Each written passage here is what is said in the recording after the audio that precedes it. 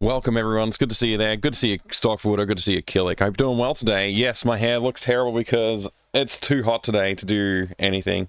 I didn't even want to brush my hair properly this morning when I got up. So I've been playing Beyblades with my son, and you know, just doing a few other things, chilling out. And then I thought I better get on with it. It's getting later into the day. I stayed up too late last night, so I slept in a bit this morning. Plus it was hot. You know how it is. Hey, the the unknown one, Onion. Hi, good to see you. Onion. Yeah, so words about this. So, obviously, I am very keen to see this game finished. And that's kind of like where the mass of my motivation is coming from at the moment, is like... Good timing, good timing. That's where the mass of my motivation is coming from at the moment, is I want to see the game done. It's not the entire motivation, but yeah. Did I lose at Beyblades? I think I won. I think I won, actually. Yeah, there was a lot. We played a lot, so I'm not sure total who won, but I won a few times. It was good. Good to see you, Pi. I hope you're doing well today, mate. So, oh gosh, now I lost my train of thought with that "you lose" command. Hang on a second. Let me just restart.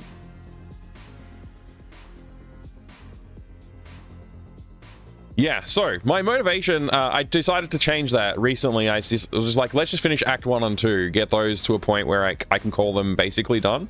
And at this point, I don't care if I know that there's bugs in there. I will try and fix them if I see them, but like if it's like something I'm like, oh, I gotta think about that a little bit too hard, I'm not gonna think too hard about stuff right now. I just want to get complete like coverage of the two acts. Because after I've done that, there are still two major chunks of the game that have to be done. One is the stealth section, which I'm hoping I can just use standard point and click controls to solve. And the other one is the arcade section, which I'm definitely going to aim to use the keyboard controls for. And if I can add controller support, I would like to do that, but I don't know how well AGS does with controller support. I haven't looked into it before. Hey Krypton, good to see you. Happy Friday, thank you. Hope you're doing well as well. And we're well into Saturday over here, but yeah, thank you, I appreciate it. I hope you're having a good Friday. Torplin, good to see you, mate, welcome. The vet finally called, Pi. I hope it wasn't terrible news, mate. But if it was, then you have my sympathies and condolence. I hope that things are going to be manageable for you, at least. I know having sick pets is never a good thing. So you posted it on Discord, okay. Hold on, somebody's opening my door.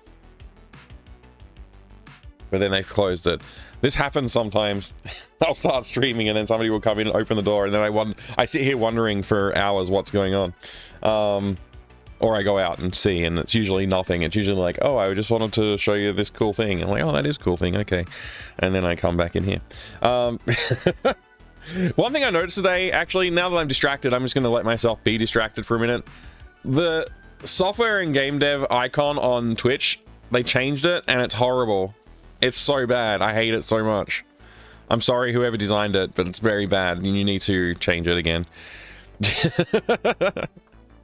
What donuts do you want? Oh, never mind. Shuts the door. Yeah, if it was donuts, I'd be racing after them, actually.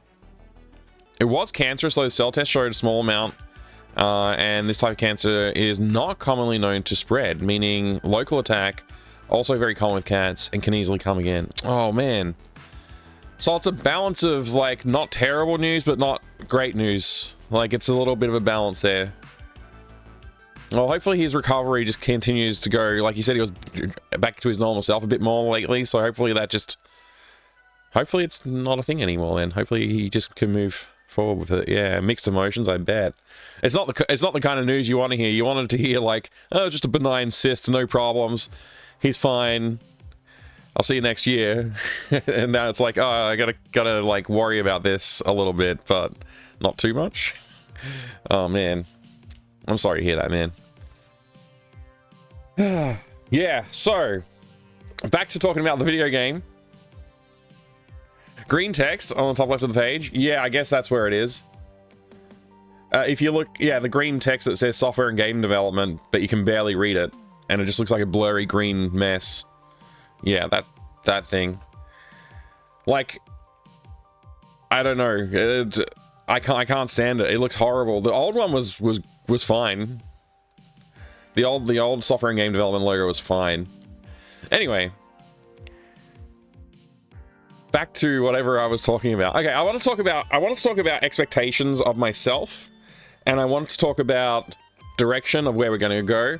Following the current direction of like finishing Act 1 and 2 as soon as possible basically aligns perfectly with what I want to do. But I want to change my mentality slightly because of this. Like, if I look at what I've been doing for the last couple of rounds of these, like, headers, I've just been like, for the next, like, 10 or 20 days or whatever, I'm going to just focus on all this crap. The thing about looking at a list of all of this crap is that it's, like, it's a lot of crap. It's a lot of things to deal with. And I'm like, you know what? Like, I know, we all know that this is stuff I need to track.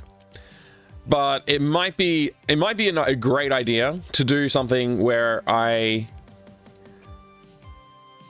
use this as like a reference and come back to it kind of thing. And instead of just having this huge long list, because it is a huge long list and huge long lists are never nice.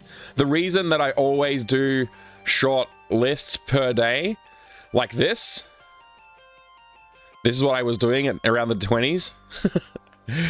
This is way more mentally capable or whatever. Like, that's a bad choice of words. Let me try and say this again. Maintaining a short daily task list is a lot easier to handle mentally than it is than a long list of everything that possibly needs to be done in the game. So at some point, I just kept on letting the list grow bigger until we got to like the point where I was like, you know what, the list is so long, let me just make it like a multi-day list, trying to manage that expectation of myself to be like, oh, okay, 11 days, like, you know, or whatever it was. Or I think I actually expanded this. I think it was like originally it was like 5 or 10 days. But I was like, you know what, I'll make a bigger list and then I can, like, you know, feel a little bit more comfortable. I was trying to push myself to finish the game faster, and I felt like if I just presented myself with most of the work that needs to be done, I would be able to do it quicker, which is like, it's like yeah, it's like wishful thinking, really. So yeah, like deadline crunch is like definitely a thing that I was like giving myself. But this is a long list, right? It's a huge long list, and so is the next one. The next one's basically that list, but with all the stuff I finished removed from it and a few new things added. So it's just a really big long list. And it's not healthy for someone to just sit there and look at like what they haven't done instead of looking at what they have done, right? So like when I scroll up and look at these two lists, it's like, oh, there's a lot of stuff that I haven't done, right? But if I scroll up to like, you know, back into the mid-20s, it's like, oh, look at all the stuff I actually did do. Like these look like good task lists for the day. Like, oh yeah, I did that. That was good. We did good. You know. Hey, for Magpie, good to see ya. Mike at a weird time. Yeah, this is Mike at dev time. Dev time on Saturday. So for the reasons that I have stated, I'm going to just delete this 41 to 50 heading. I'm going to change it to 41 to 44. And I'm going to go create a 45 heading. And I'm just going to say, what are we going to work on today? So I'm going back to what has been proven to work well for me. And I'm going to take it easy on myself a little bit. Day 45. And we're going to go ahead and create a list. What's going to go on that list? Honestly, I'm not 100% sure, but I think it's these things here. I think these things are going to go on the list. Let's just maybe we'll break it down by room a little bit. This is like backyard.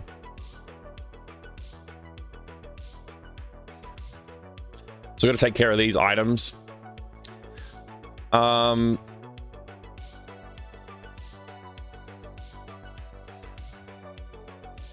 think these are pretty important to take care of. So we'll put the lounge in there too. Oops. We probably won't do all of this today, but I'm just trying to reduce the mental load of looking at a large list of things to do. So that's probably what I'll stick with for now. If I do something else, I'll just add it to the list, and then I can check it off. And like, you know, if the mood strikes that I'm going to do something else, I'll just do something else. That's fine, no big deal. But I just want to look. This is like a lot nicer to look at, right? That's the main thing. I just want to look at something a bit that feels a bit more comfortable. I'm going to make a little note in here because this is my sort of like dev journal a little bit of like what I did each day. Aside from the streams, which are archived. Thank you very much, Pylozan, for all of your help with making sure they're archived. So I'm just going to type into this section here. I'm just going to type something in. I'm going to say, since the long lists were taking a long time to do, I decided to switch back to short lists for now. This makes sense in hindsight. I'm writing this here to remind myself in future. That's all. That's all I want to write. Just like a little note. All right, now that we've done that, we can actually go and have a look at, like, okay, we got to add the cat running away to the backyard scene. So we can just go right in there. We've already done the artwork for it. We've already exported the artwork for it. I believe we've even imported the artwork for it. We just need to implement the code for it. But just keeping it a simplified list, it makes it very easy to focus in on, like, okay, I'm going to do this task, right? So it's already, I already feel a lot better about it, honestly. Where's my cat? Oh wait, these are items. I was like looking for the views. For some reason I clicked on items. Where's my cat? Is it in here? Yard cat, there you are. So we have these animations. I didn't encounter an issue with this, so we're gonna have to figure that out too. Oh wait, we're in the wrong view. Let me flick over views. There you go. Yeah, so looking at this, like, let's just see the situation. Let's just examine the situation. How about that? Also, I'm not going to take a break for lunch. I'm not going to stop streaming. I'm not going to like leave and come back for lunch today because I missed lunch until like way too late yesterday. So when it comes time for lunch, which is probably in about half an hour from now, I'm just going to order something on my phone. I talked to my wife about it, so we're gonna order some lunch today. I'll just order something and then I'll eat it on the stream, which is something I haven't done on this channel, I think. Eating on stream, but whatever. It'll be fine. One thing I actually wanted to look into today, see, this is one of those distraction points. One thing I did want to look at today is the cool robot. When it's patrolling, I just want to make sure it's updated to show like its baseline is basically just where the lowest pixel is on it. So I think we know where its starting baseline should be. So we should, I know how the patrol animation works. So each frame we add 3 until we get to the end. And then each frame we subtract 3 until we get to the end. The other animations are a little bit more complex. But yeah, we should be able to do it, I think. Foodie mind, Mike? Yeah, I don't know. I just like, I gotta eat food, and like yesterday was bad. I ate food way too late and it kind of messed up my day.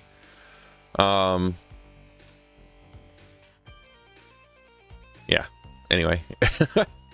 I might even just be sticking with this all day. I'll see. I might not do a gaming stream tonight. I might just stick to this because I really do want to make that progress that I still want to finish the game soon. I'm just, you know, the list management is mainly just there to like not feel bad when I look at the list. I really love the way the inventory system is working. I played Prim recently. This is like actually a bit of, this is the right place to talk about it. I played Prim recently. One of the things that Prim does is you use the mouse wheel on your mouse. You scroll the mouse wheel up or down. It's one of those directions. So you scroll your mouse wheel and the inventory pops out, and then you scroll it the other direction and it goes away. And you left click outside of that and I think it dismisses it. It might not, but I think it does. I'm thinking I might like to implement that. Maybe.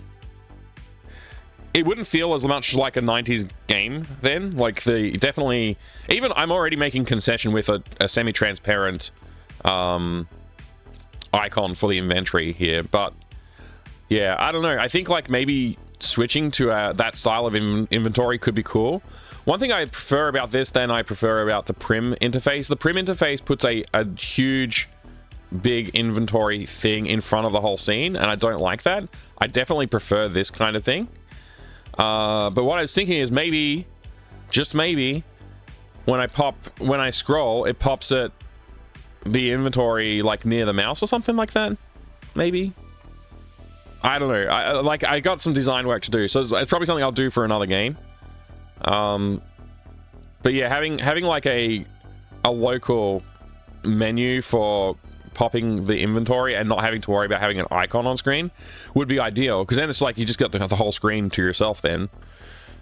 Anyway, just another thought. But yeah, robot patrolling animation baseline. So when you're standing here, it looks like the robot's like sliding under your feet, because the baseline is set to like basically where the tank tread is. So as soon as you go like one step behind, I can't even get behind the robot at the moment. So yeah, it feels a little awkward.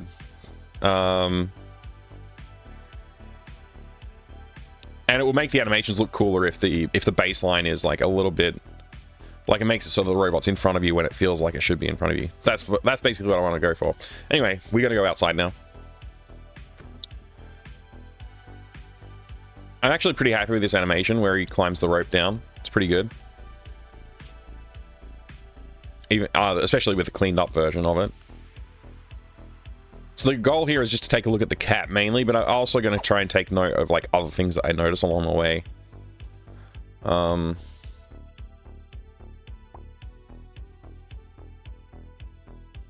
So there's going to be dialogue that will help explain like what's going on in the scene. If things feel like they might be a little ambiguous, that we'll try and have stuff in the scene. But yeah, here you can see like, even though the robot's like way down here, it's still behind the player character because we haven't moved the baseline down to that point. And that becomes a problem with things like putting honey on it.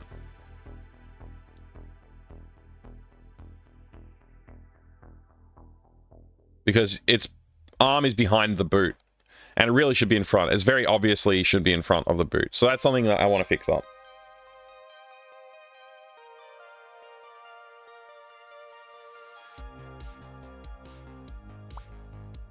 Likewise, this animation loses some of its appeal when you can't see half of it.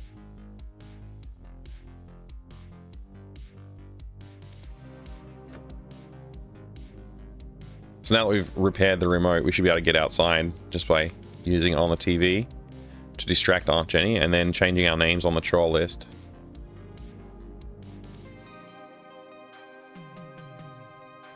Aunt Jenny's not actually a character, which is also a thing that I might need to think about, because of the way talking animations work and stuff like that. I don't know if that's something I like would lose out on. I'm really honestly not sure. Okay, yeah, we got to go get the dino grabber first before we can walk past the llama.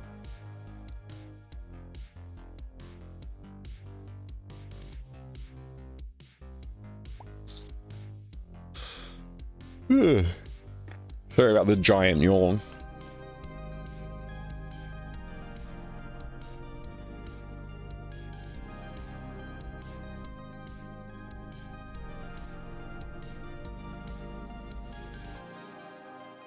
Okay, so the cat situation. If I try and grab the yarn, the cat moves to the side. And that should not happen. And the reason that that's happening is because of AGS being dummy, basically. So what I'm doing is I'm hiding the yarn object, and I'm switching the cat to this view, this animation in the background. And this animation has the yarn in it, whereas this one, even though the frame dimensions are exactly the same, the cat in this one, it's getting like, the game is like, oh, I'll just center it based on like what pixels are visible.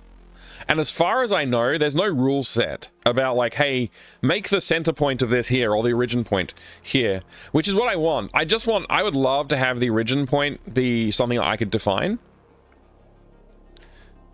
But unfortunately, I cannot do that.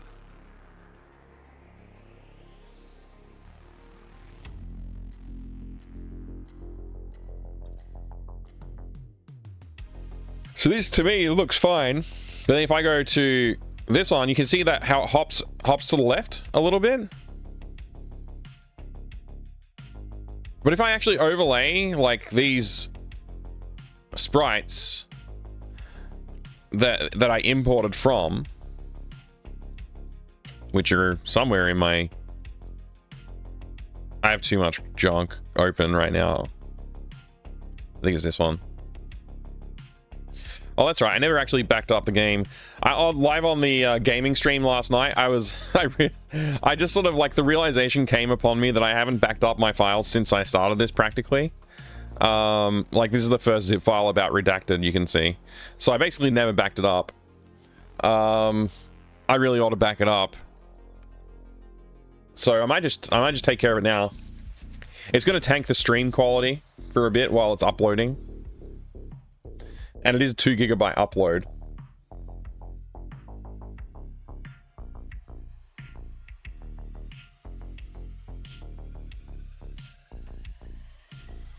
But this is where I've been archiving to.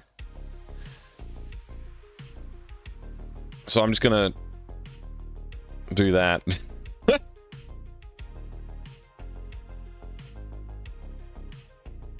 So if the stream starts to get really bad quality, the reason is this upload.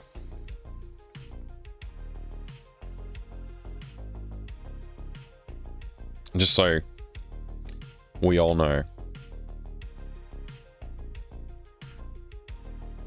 9 minutes left. How's the stream? I'm gonna refresh my preview because it stopped working as usual.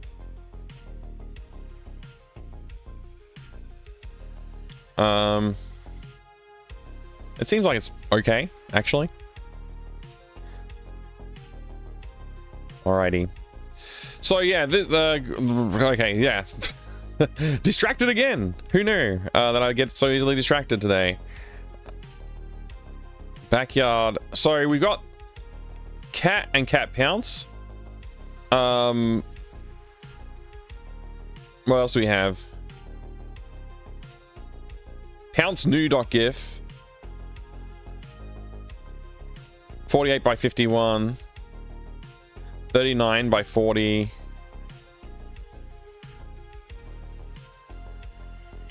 Maybe I screwed up. 48 by 51. 48, 51. 39, 40. Did I have another cat sprite, or is... I can't see another one. So maybe I did screw up on the export. I guess I'll try again. So we just turn off the... We want to select... So they're on the pounce animation, actually. If I do sprite trim... Dimensions are 48 by 51. Now if I just hide the yarn by deleting it... I thought I had deleted it. I think it's deleted on these frames, but not these frames. Let me just delete it.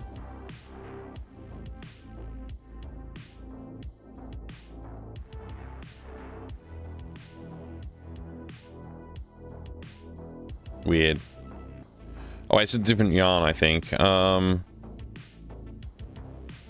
layer, yeah, this layer. Layer 4. I'm just going to call this pounce yarn. And I'm going to move it down near the cat. So it's a bit easier to manage. And then I'm going to, from this frame, I'm going to Control C that. I'm just going to paste that into here, actually.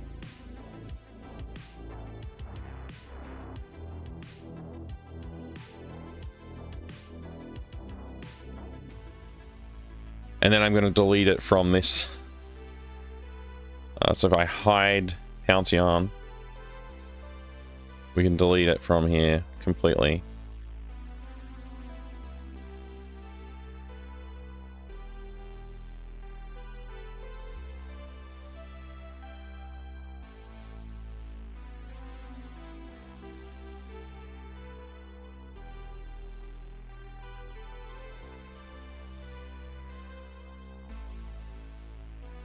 Oh man, I just realized all this work that I'm doing is wasted work. Because I gotta undo it to get the canvas size back to the size that it's supposed to be. Well, I'm just gonna take this frame here, which is the correct frame. I'm just gonna export this frame, and then I'm gonna just undo everything that I just did. We're just gonna call this cat new. We'll take the canvas, we'll take just the selected frame, which is the current frame, and we'll export it as a PNG instead of a GIF. Alright. G'day there, UI Witness. How are you going today? And I'm just going to Control Z all this because I just realized that I made a mistake. I can fix this up later on. Honestly, it's probably like me being pedantic. I probably don't need to do it. There we go. Alright. So. Let's see if we can fix that up. I actually thought I already did this, but apparently I may not have done so. So I'm just going to delete. I want to delete this and replace it. So I'm going to say replace the sprite from file. And I'm going to select the new file.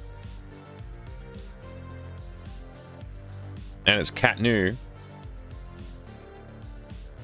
And its dimensions, for some reason, say 39 by 40, which is not what it should be.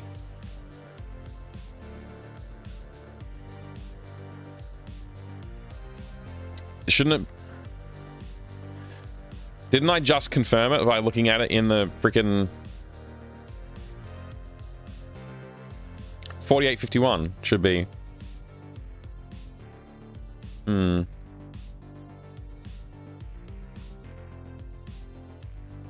just gonna import it. Maybe I'm misunderstanding something. We'll use this frame. Okay, that's readjusted it. So if I go to loop. Okay, that's better. Yeah, okay. Maybe I fixed it then. Great news, everybody. Cool. And to do alignment then, I should be able to go into the cat animations and grab Pounce 2, which is the newest one. Select that. And then we should be able to go back into the scene, which is the yard. Backyard 1. And we should be able to make sure it's correctly aligned. I still don't really understand what's going on in this cluster of everything. So I have the yarn here. Let's go objects, cat. Maybe it's already aligned. Let me just adjust this to 183 or something. Okay, it doesn't show the yarn because I haven't selected it. Let's go select it from Pounce 2. Okay, change it back to 173. Okay, that's misaligned, so we need to align it back.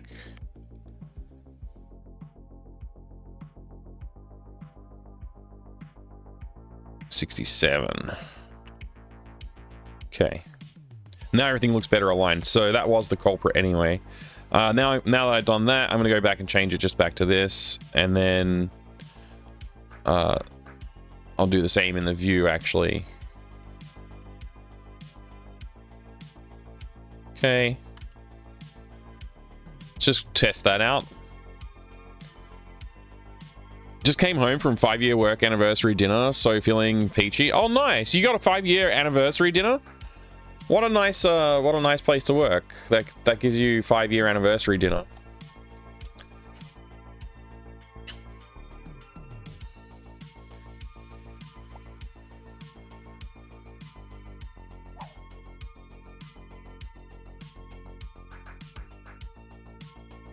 I gotta play the entire game up until that point, which is like most of what we've implemented so far.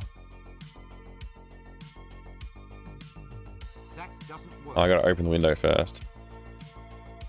I gotta remember to take that doesn't work out before I launch this game, because if I accidentally launch it with that, it'll be a little embarrassing.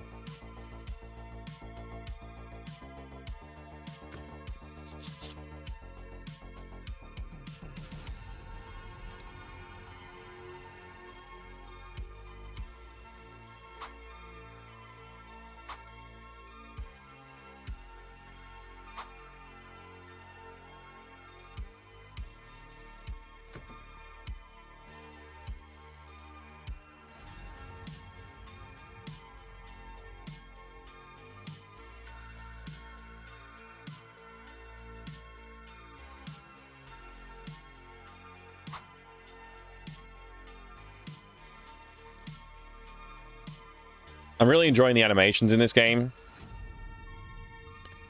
Animation's pretty fly. They got character well done. Thank you, Pikatroid. Is that right, Pikatroid? Thank you so much. Yeah, I'm really enjoying the animations. I've been having a lot of fun working on them, so it's really good to hear that, actually. Appreciate it. Hey, Noru, great to see you. What's up, dude? Oh, we just got there in time, luckily. All right.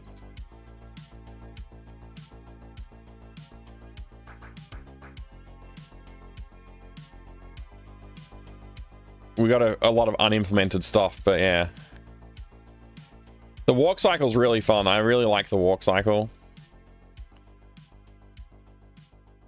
Really proud of that. Oh yeah, and the spitting llama's good too.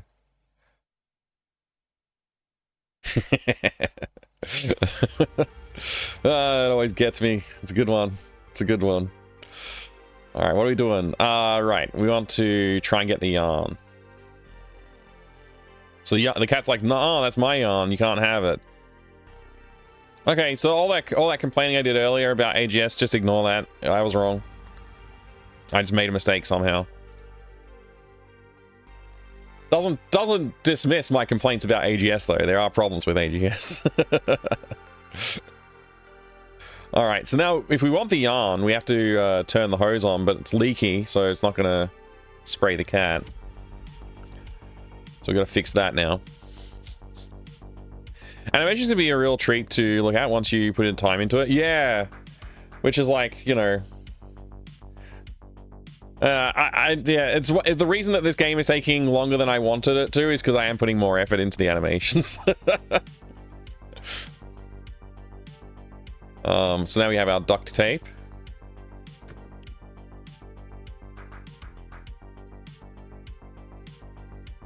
Should be able to.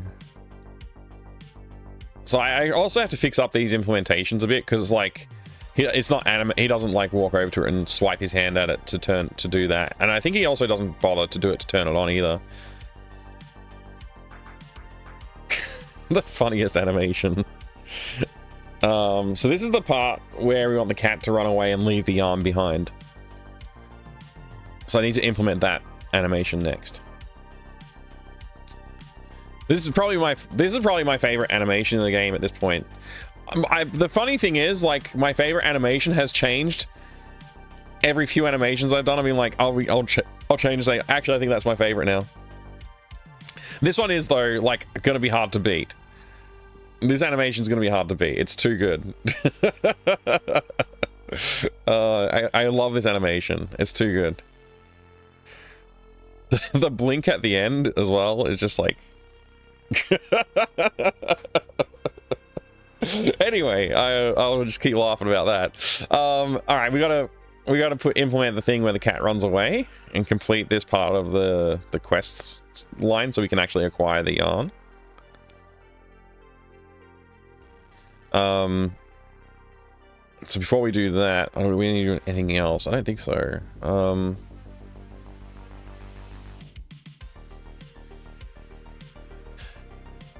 All right, so when we turn the tap on, it's going to be, so let's just go into the code or something.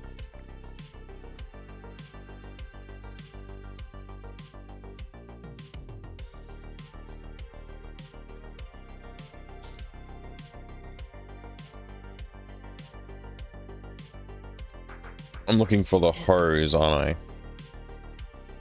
Tap, we call it tap interactions.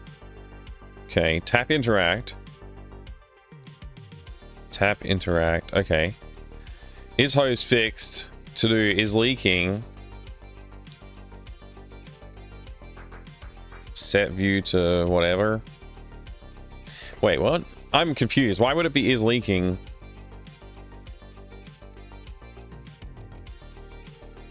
Oh wait, this is not fixed. Gosh. Okay, yeah. Anyway, yeah, good.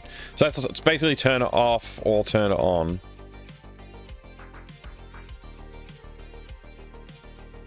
And this one is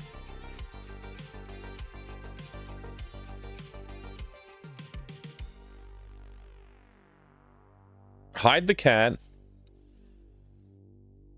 show the sprinkler animation. Set the sprinkler animation view correctly, which we could probably do that before we do anything else. We could probably do that. Animate it. And that's blocking, so then after it finishes animating, hide it and then show the cat. So probably you want to do it this order. Although we don't really want to show the cat. This is like where we actually want to make the cat run away. So it's actually like OCat should not be visible. It should be like OCat dot X equals fence position. So we'll just find out, we got to determine what the fence position is, but I'll just like visually guess where we want it to be. I guess it wants to be maybe here. Oh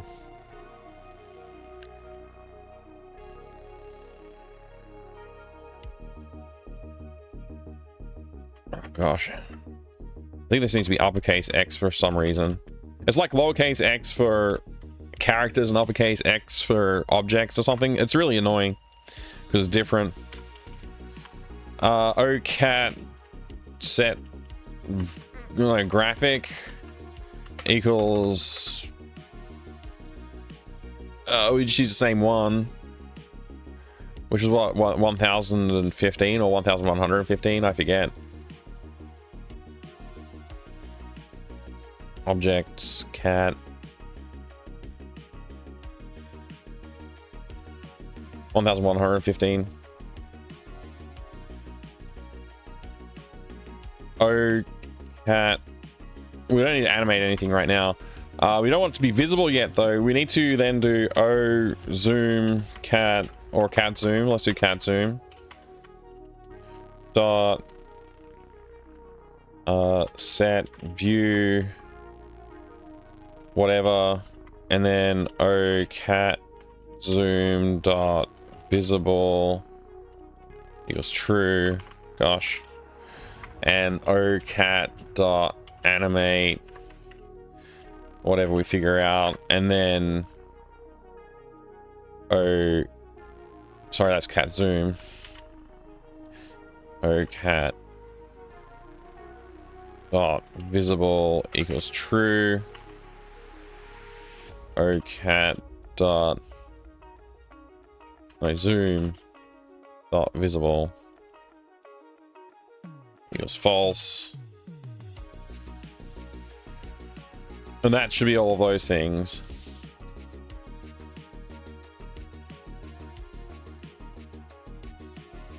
So I just have to figure out these bits. Go look at the views again. Cat running away. So that is view number 20. Actually, let's add the object before I get too ahead of myself.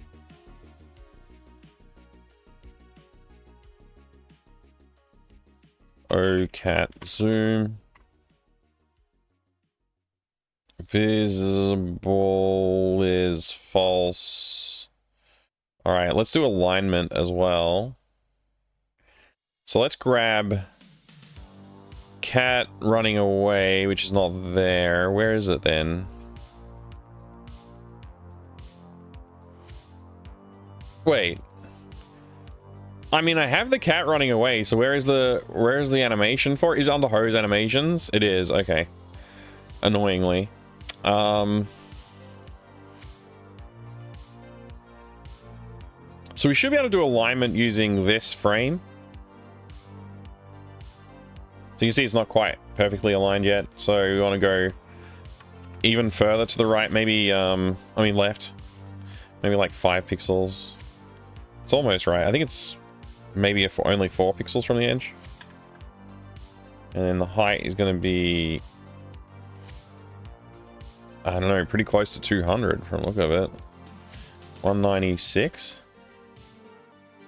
Did I just get it perfect? No, I did not. I just said 1196. 196. Okay. 198 maybe. Right, there you go. That's perfect. Okay. So I know that that's going to be aligned properly. Now, if I set the image frame to one of the later frames, like say this one,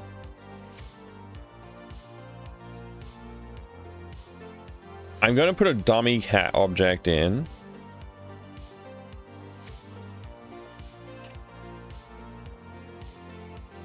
Just to figure out the coordinates. And that is going to be cat.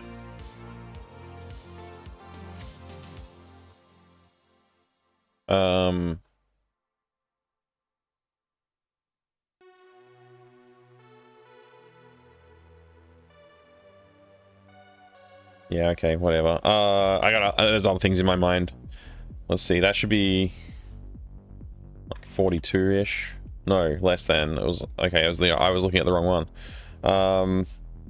22-ish. 16. 15, I guess.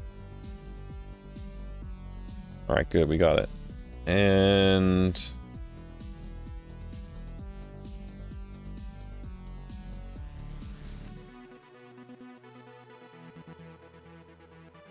all right. So 15 and 108 are the coordinates we want to put into here. It's actually on the money with the Y. That's crazy.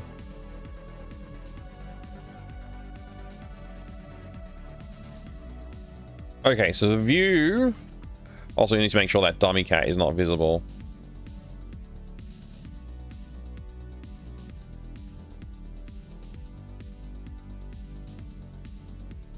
The view on a set 2 is going to be cat running away, which is 20. The initial loop is 0. The initial frame is 0. And we want to animate it. The 0th loop, standard delay. Once it's a blocker, and that should do it.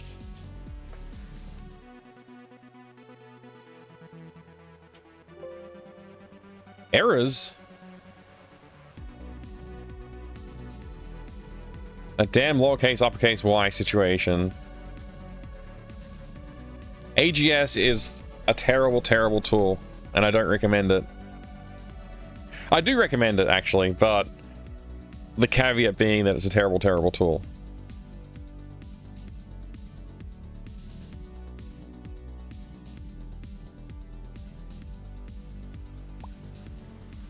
Like, I have no idea if there's a reason for them to decide to, like, uppercase and lowercase and for the different X and Ys. It doesn't make any sense. It's such a weird thing to do.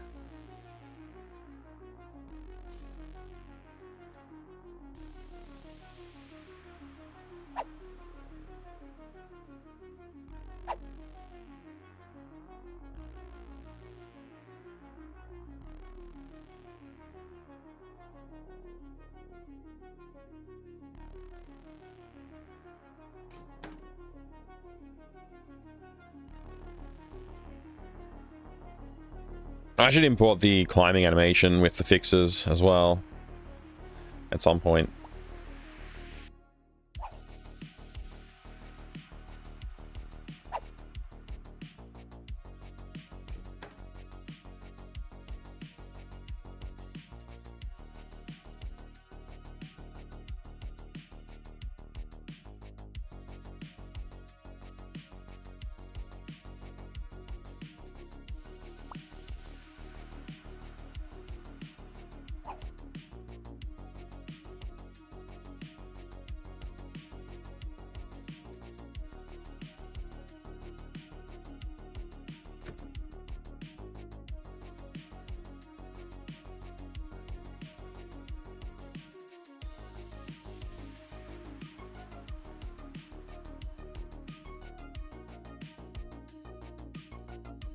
I used to be an adventurer until it took an arrow to its honey.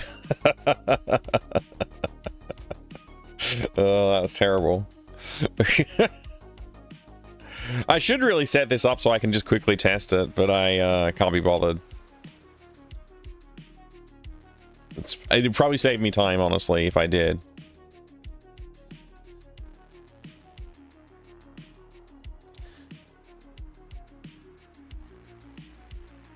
All right, we try and take the on. Cat says no. Try and turn on the tap, but it's not leaky enough. Or it's too leaky. Go back inside. Use the grabber to reach the duct tape.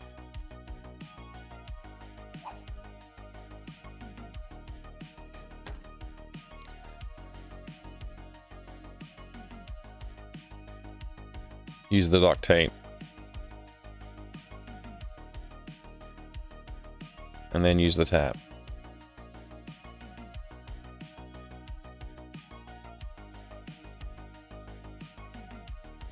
And we did it! Yawn. Cat. Yay.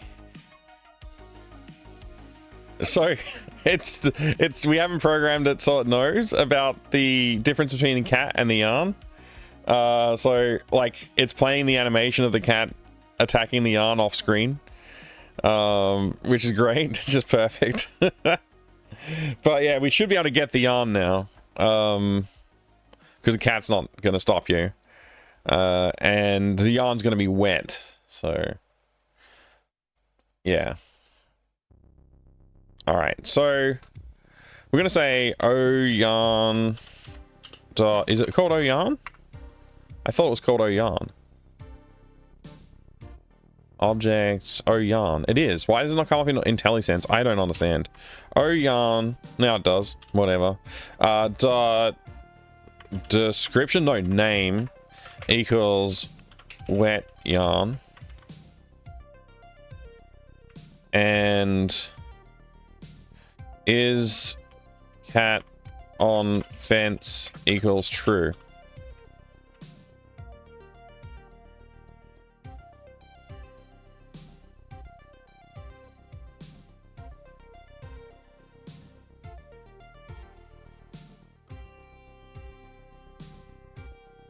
If not is cat on fence, do what we were doing.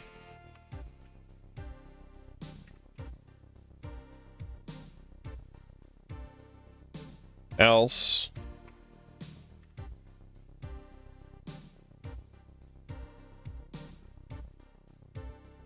get the yarn. Okay.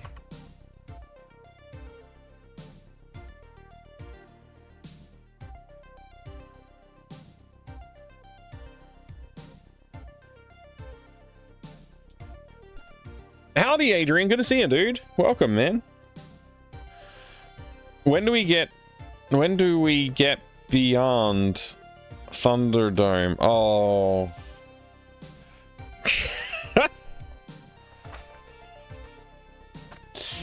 Okay. Good one.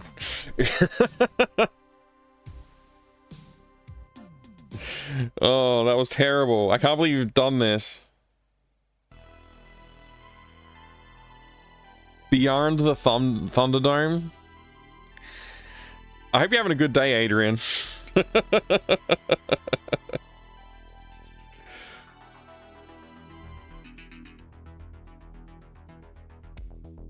gonna order some food real quick.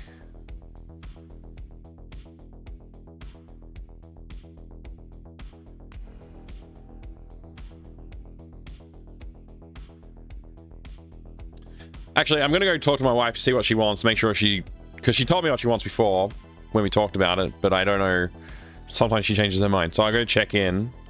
I won't be long though. We're going to keep working today. No lunch break, but I will eat on a reasonable time. Doing good. Repainting some old key art and having a good time. Oh, that's great. I'd love to see your key art painting, Adrian, when you, you know, if you want to share it later on, we'd love to see it. Yeah, I do it for the groan. All right, I'll be right back, everyone. I won't be too long. I'm going to be like 5 minutes or so. Just how long it takes me to finish up this order.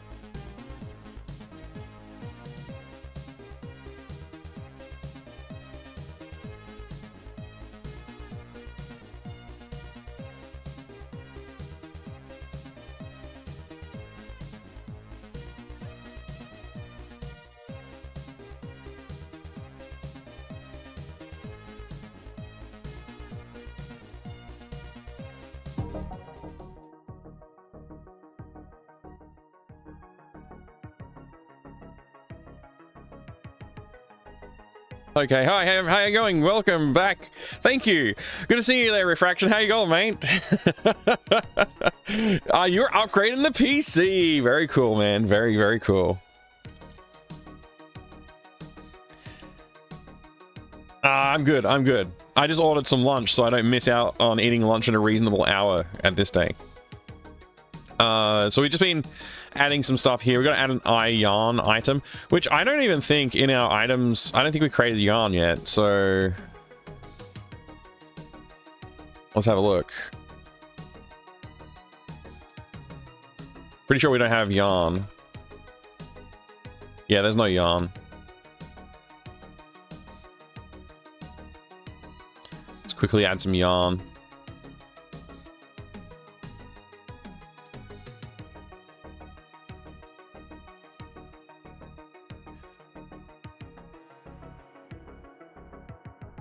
Is there seriously only like 3 colors here?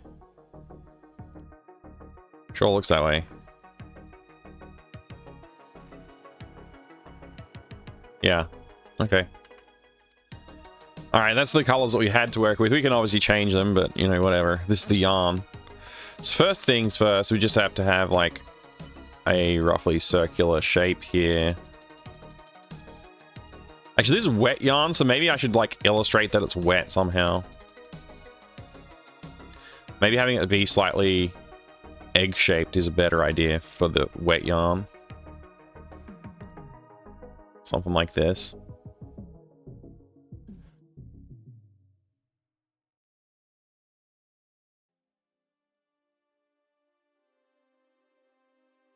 You know, I haven't seen around in a little while is Jiggy. I want to know how World of Jiggy's going. I should reach out to Jiggy and see what's up. Maybe that's too flat.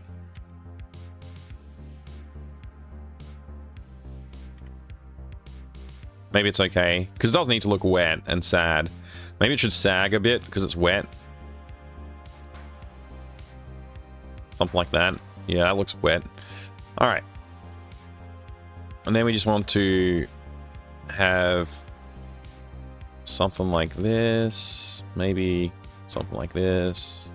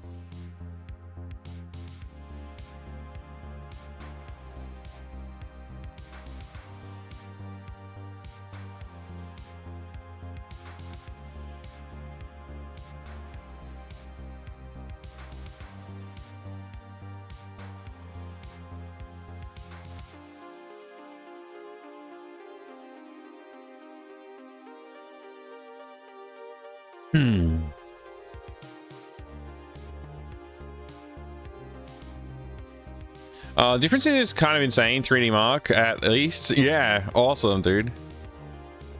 I mean, I've seen Jiggy around. I haven't thought to ask him about it when I see him. You know.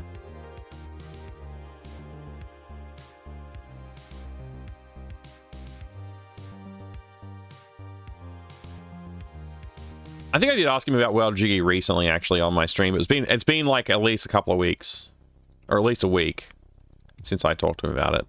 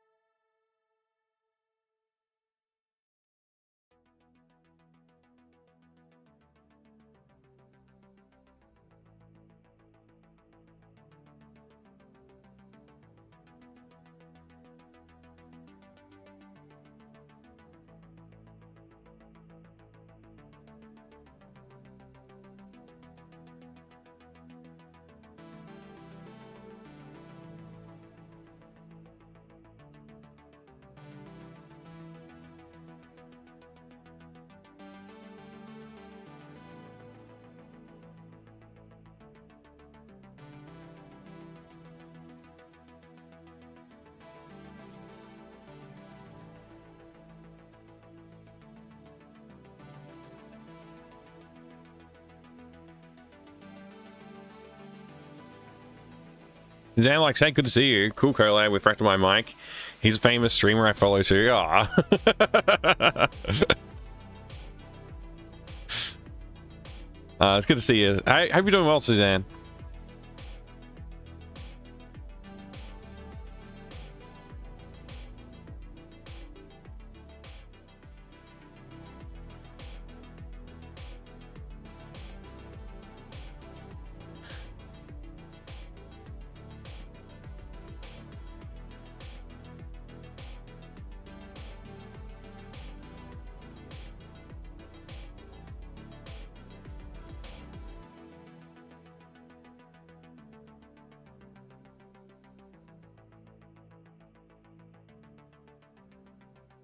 I mean, that looks kind of like wet yarn to me.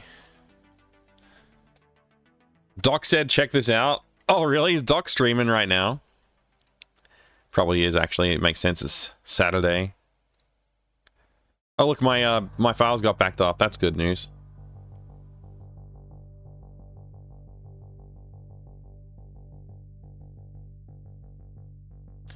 Whoa.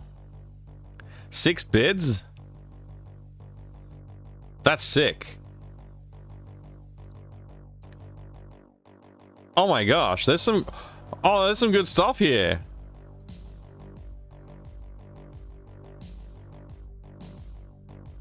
This is a good little collection. What the heck?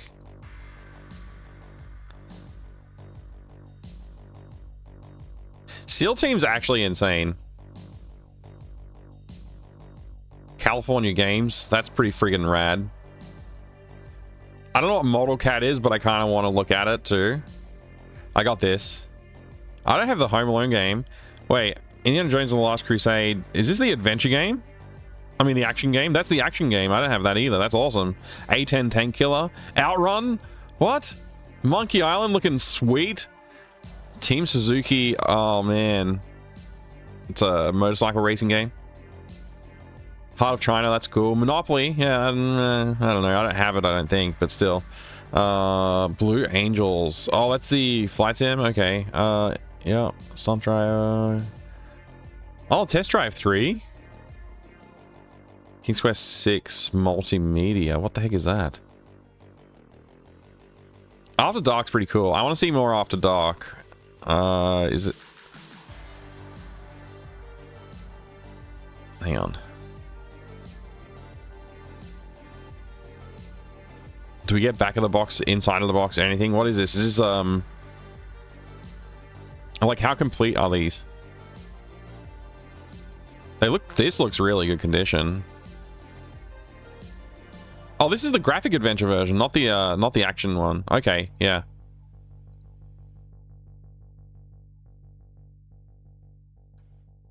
Oh, man, this would be an amazing collection. There's no way I'm going to be able to get it, though.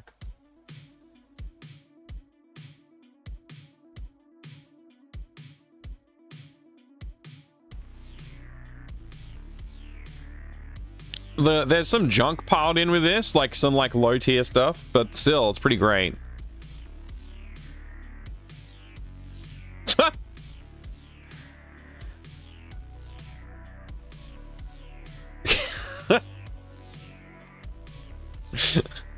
Let me just check ebay.com.au just to make sure. This is why I stopped importing from USA. I used to be able to import a set like this from USA for cheap. Like, by comparison.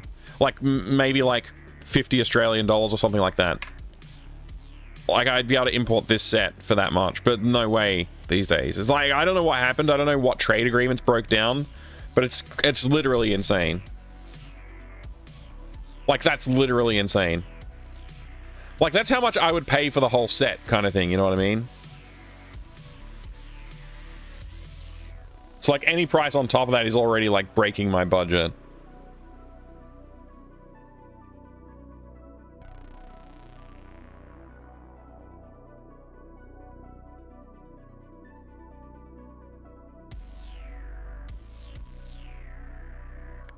Still. Pretty cool looking. There's literally no way I'd be able to afford this, though. Like, the people bidding on this are going to outbid me for sure. Sadly. Thanks, Doc.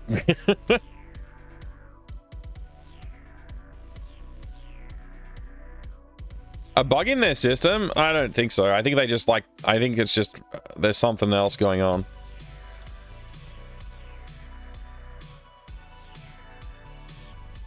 It might be that it's via their global shipping program or whatever, international shipping program.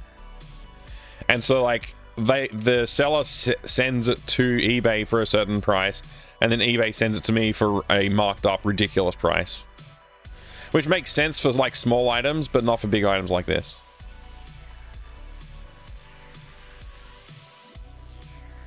So now you got me looking at eBay. Stop. Why, I don't want. I should be working. I'm going back to work. I'm gonna draw a wet ball of yarn.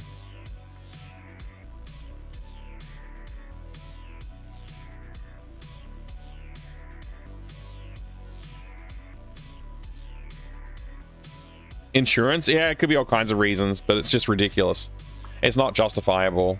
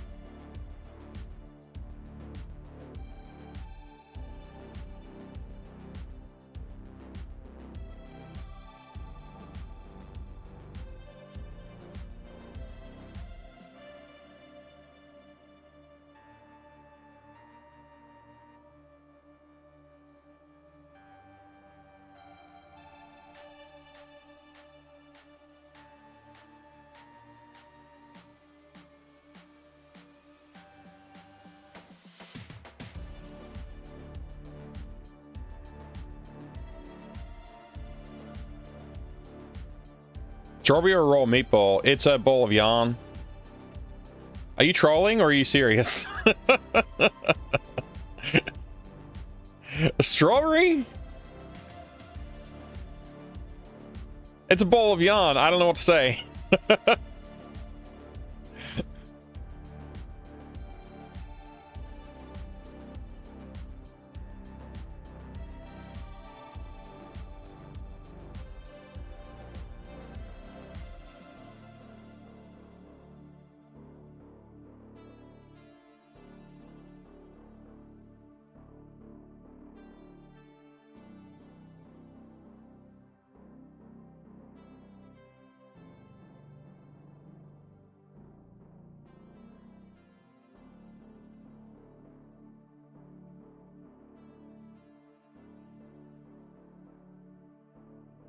Seeing it now? Oh, good, good.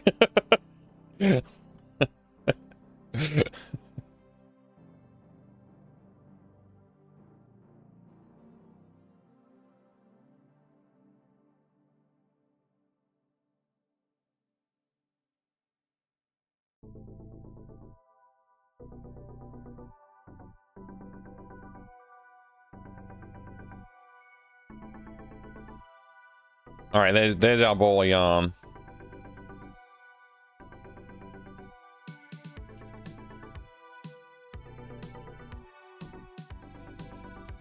Raw meatball made of intestines, save it for the horror version. Yeah, that's something else. All right. Oops. So we go wet ball of yarn, regular ball of yarn. Doesn't really work.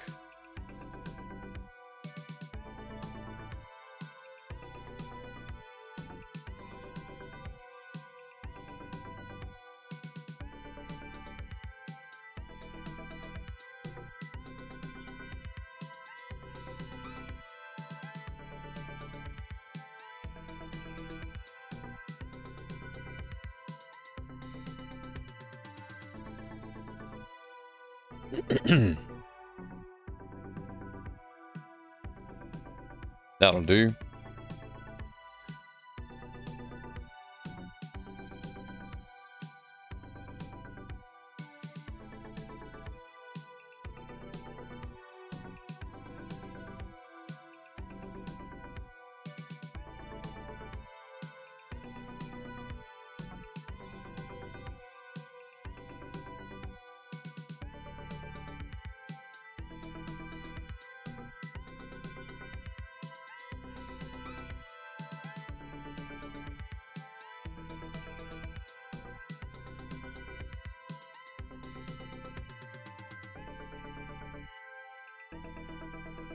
Hey, Micron, good to see ya.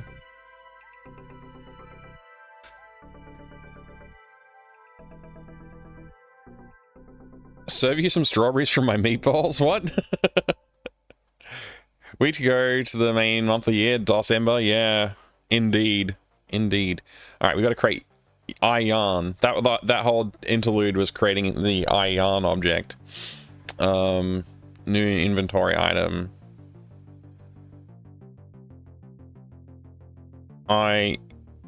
Yarn wet, actually. Wet. Yarn.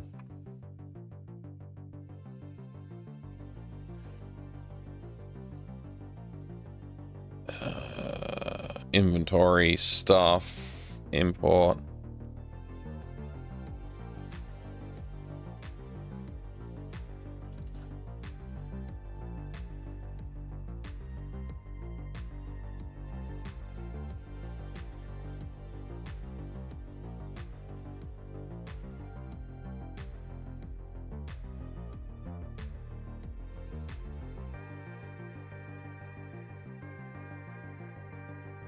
Okay.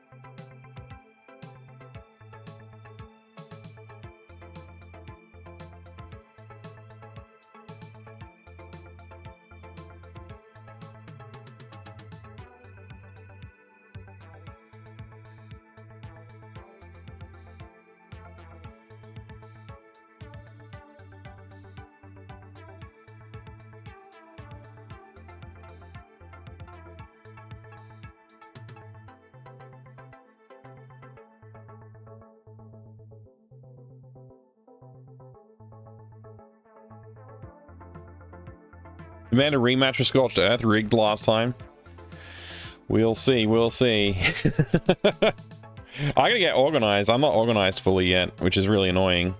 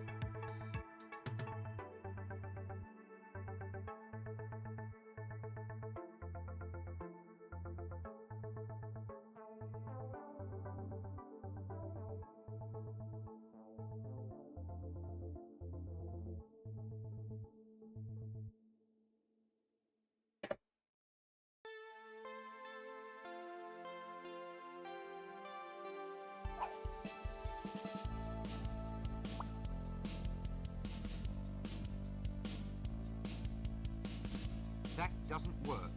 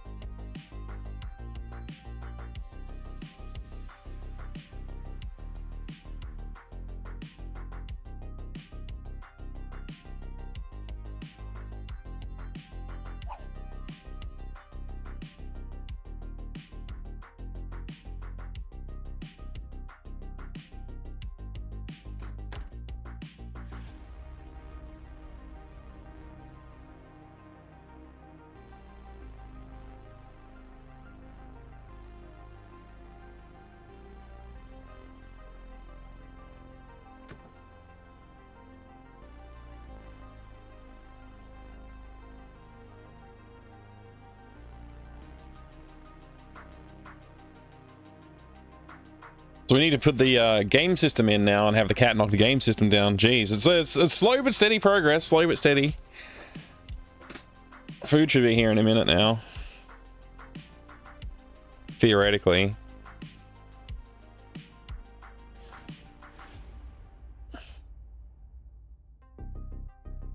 All right.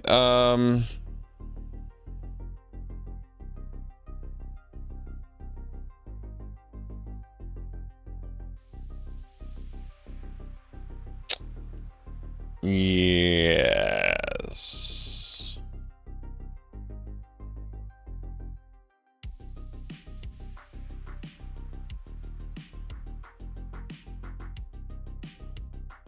Let's call this one O Yarn Game Animation.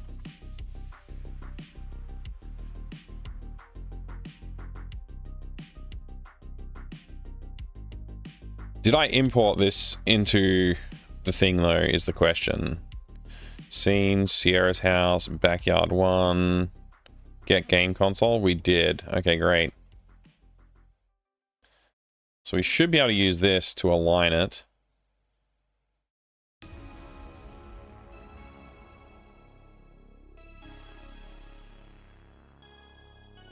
There you go. Then we should be able to align. Let's put in a dummy Sierra.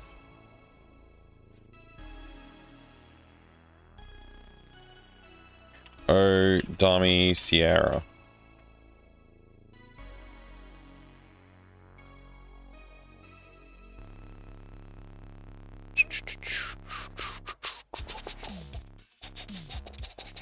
Characters, Sierra.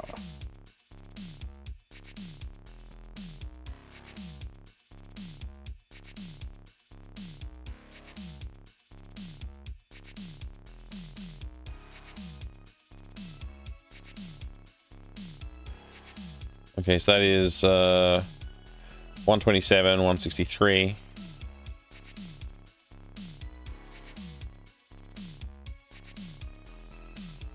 Oh, game console.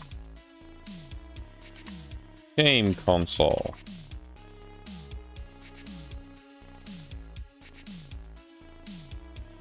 We don't have this in yet.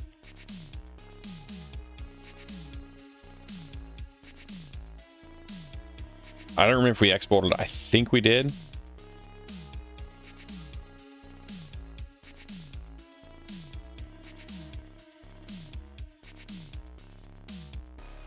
Console 1 and console 2. Okay, open. Import.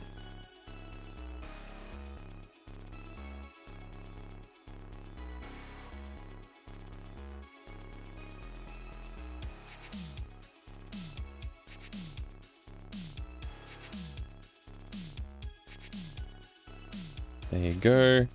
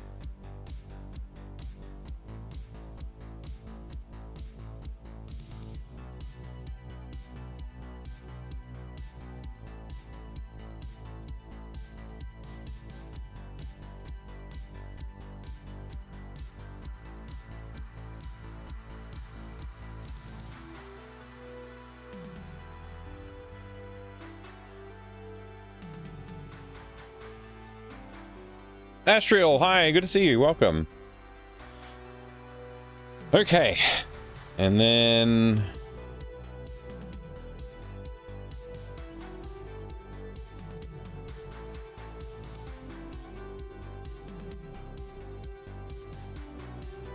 What? Why is the alignment different, apparently?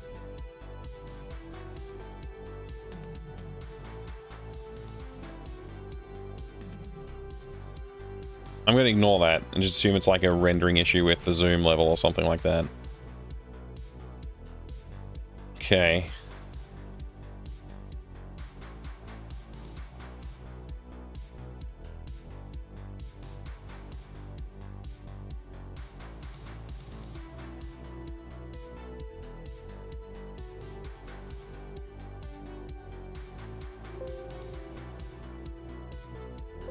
Okay. I didn't realize the game was still running.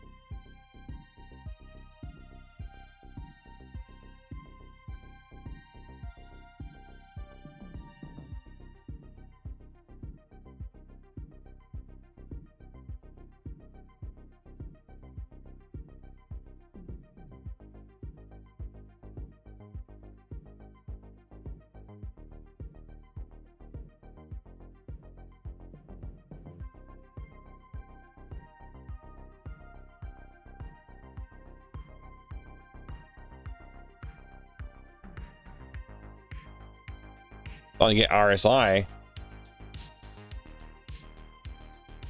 I'm gonna adjust my keyboard angle, and my seating position probably would help too.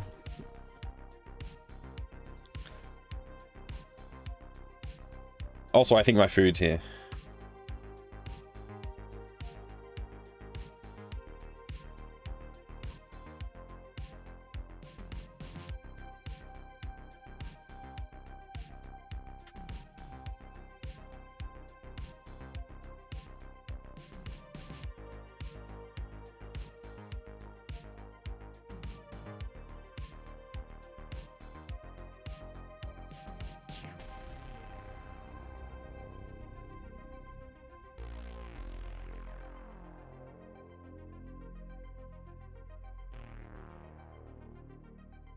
Wait, I didn't know that you could do that. Is that gonna be the number 22?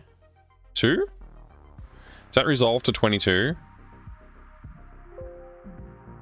I don't know. It probably does. I'm still just gonna type 22. I didn't know you could do that though. That's pretty good.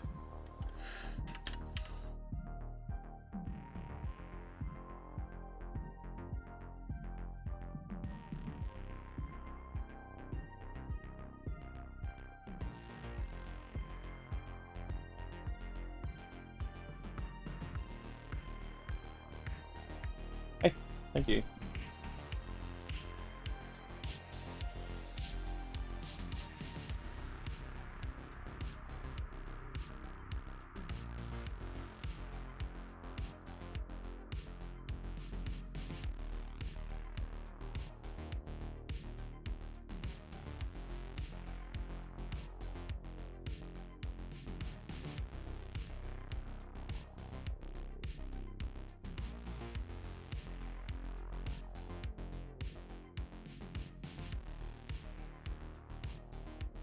Yay for junk food lunches.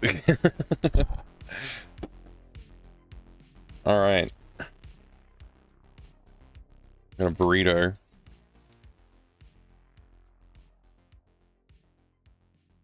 My burrito appears to be a little leaky. Hopefully it doesn't go everywhere.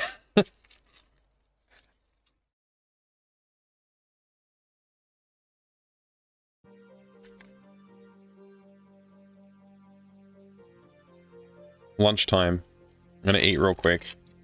Well, yeah, I don't know. This doesn't look like it's gonna be something I can put down. Maybe I should go to a BRB screen while I eat. I'll still eat here, but I'll just be on BRB. I'll be right back. Hey Eden, mate. Good to see you. He stepped away. The prime time for Cat to come by and tap dance on the keyboard to introduce some yeah, compilation errors, indeed. My cat loves to come in here. My younger cat, the smaller cat, loves to come in here and cause messes like that. It's pretty funny, actually. But yeah, I'm gonna eat this. I can't eat it on camera because it's gonna be a mess. So I'll eat it quickly as I can, and then I'll feel sick. It'll be great. I do have some fries here though. They came with it, so, and a drink, so I'll be able to enjoy that on stream. But yeah, I'm gonna BRB. But it's great to see you. Welcome back. Let me press the button. And I'll mute the microphones. You don't have to hear me chew either.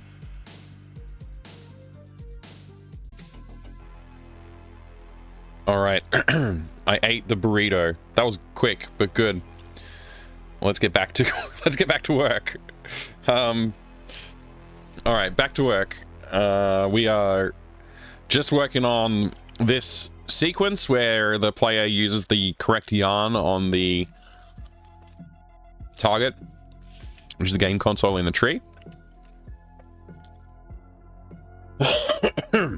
And we want to actually make the player invisible, so I just move them off the side of the screen.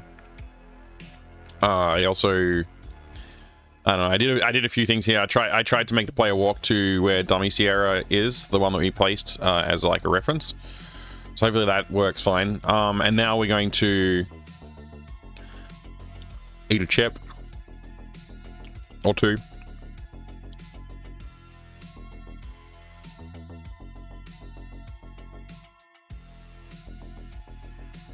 Animate the animation.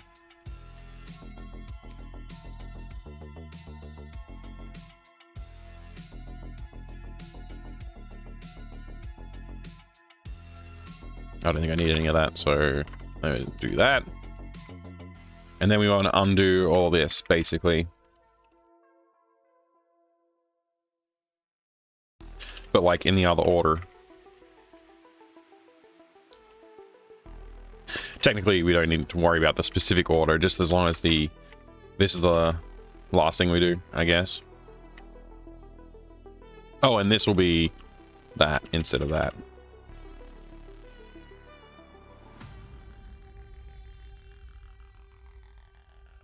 And we will change this to that.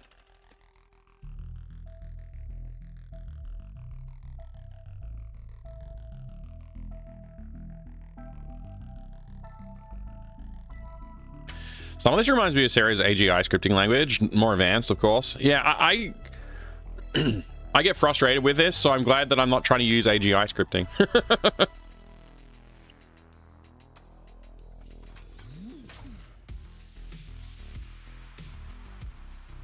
Literally, the fact that I don't know how to make a player invisible is a real pain in the butt.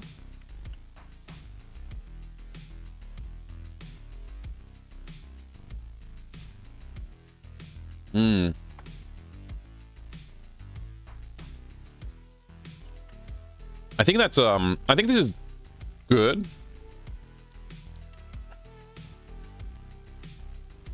Okay, so that's that, and then we want to go back to the room. We want to do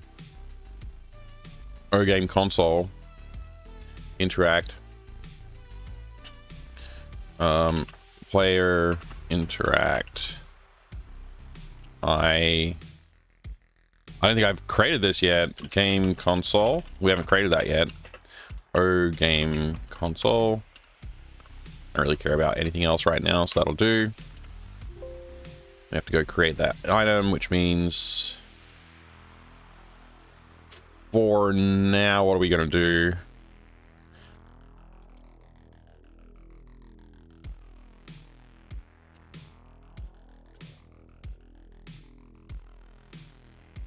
I don't think AGI's logic doesn't even have arrays, and maybe not even traditional loops. Oh, interesting. Is there a way to set the opacity of an object at all? Or even just remove add object to scene? Yeah. But not, it's like not an object, it's a character, which is different. And then you can probably set a character tint or something like that with an opacity or something. There might be a way to do it. I don't know. I just need the character to not be visible because the character's in the animation. And it's easier to do that than to like add extra stuff to the character view for specific animations like that. I just find this easier, but I don't know. I really don't know, honestly, what the right way to do it is.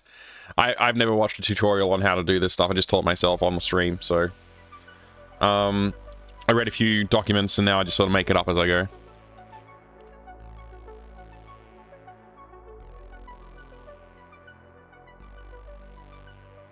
I'm trying to remember what I was going to do here.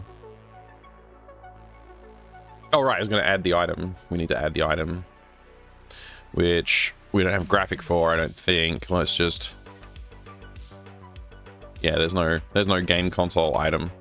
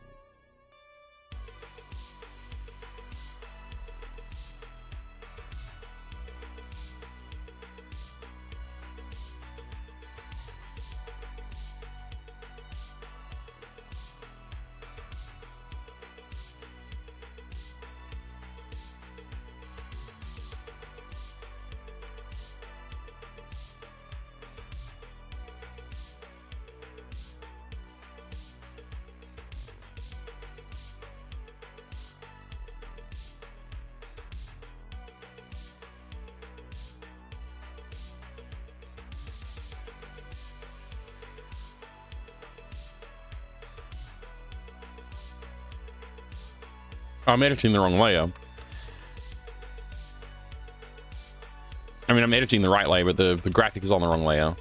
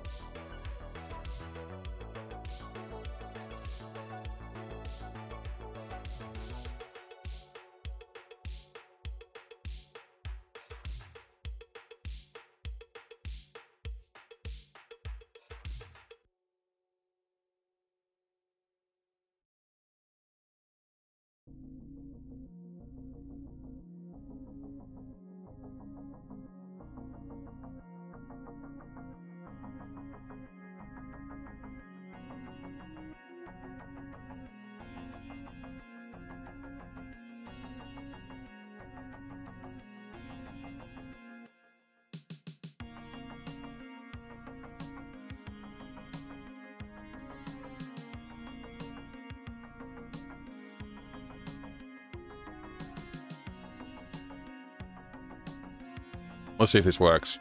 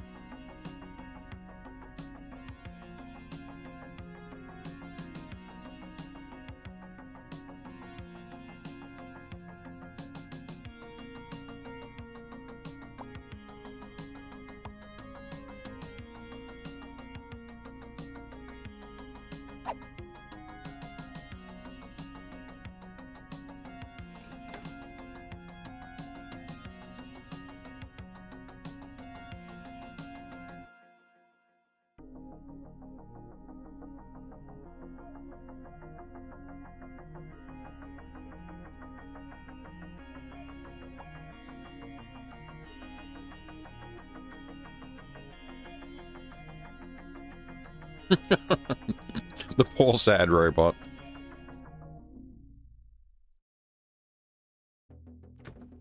Oh, you didn't see? That was me. I put honey on the floor to trap the robot because it wouldn't let me pick it up. You know, typical adventure game logic.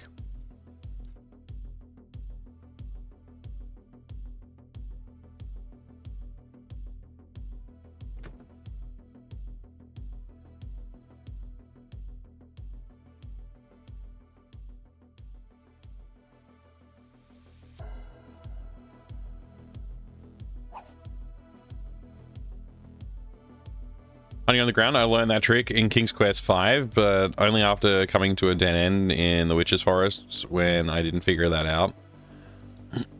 I don't remember that part of King's Quest V.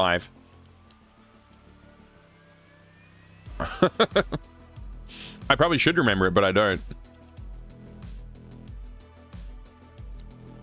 I played through all the King's Quest except for the 3D, like, RPG or whatever it is. I don't even know what it is.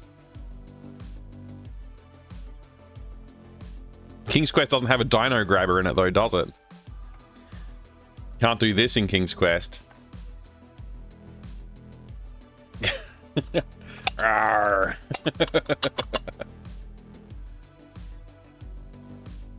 Mask of Eternity, yeah, I didn't really consider that part of the King's Quest universe. Yeah, that's why I didn't play it in the end. I was going to play it, but everybody insisted that I shouldn't play it, and I was like, oh, okay.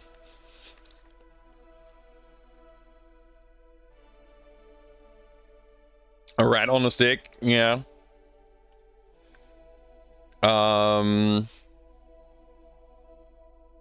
Oh, right. Yeah, we can't get the yarn, which we want. But we don't know why we want it, really, but we want it because we want this console. I don't think I need this. It's supposed to say I can't reach it. Maybe I didn't type that in. It's not going to work, is it? It's too far for the dino grabber. Too far. I need to remember to add that in there.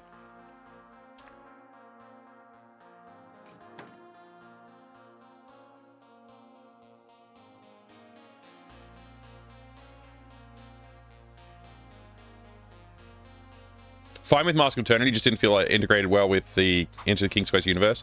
Yeah, that makes sense. Pick up the cat and put it in your pants as well. Oh, you can't do that. As much as you might like to, you can't take the cat with you. But you can use the cat to help you solve some puzzles, though. The cat's actually very helpful in this game. In an annoying way, it's helpful. Because you try and take the yarn, you can't take it. But if you repair the hose, so it doesn't leak, whoops. What am I doing? Just trying to click on the hose here. Yeah, see how it leaks? We don't want a leaky hose. So use the duct tape to fix the hose. And then we use the hose now, and the cat gets all wet.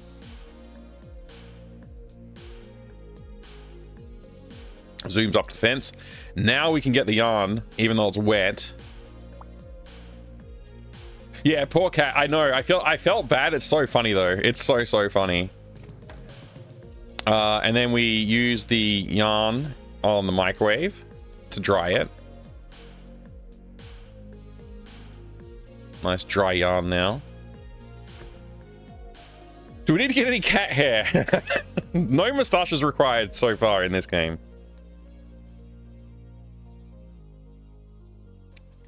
So we use the yarn on the game console and...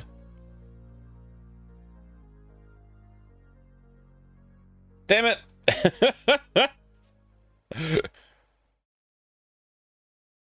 It didn't quite do exactly what I wanted it to do, but it was close.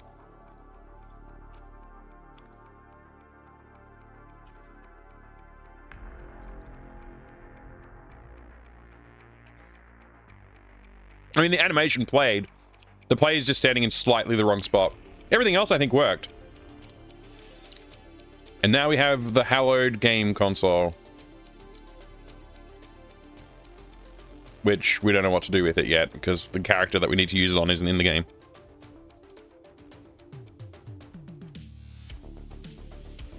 Magic cat cookies? I don't get that reference. Which game was that a reference to?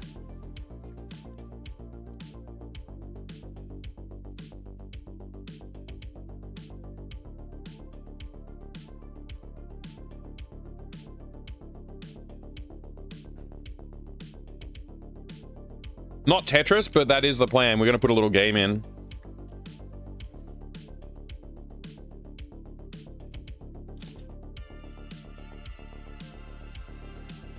Cat cookies from King's Quest 3?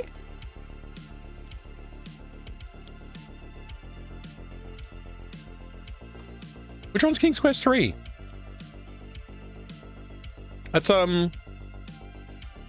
two is Romancing the Throne or something like that, is it? I forget which is which. I genuinely don't remember that. It's so weird. I've only played through the King's Quest series once. I played every single game in the King's Quest series up until I didn't play Mask of Eternity. But yeah, I only played them each once. So there's a good chance like I've forgotten a lot of stuff. I could go back and play the series again.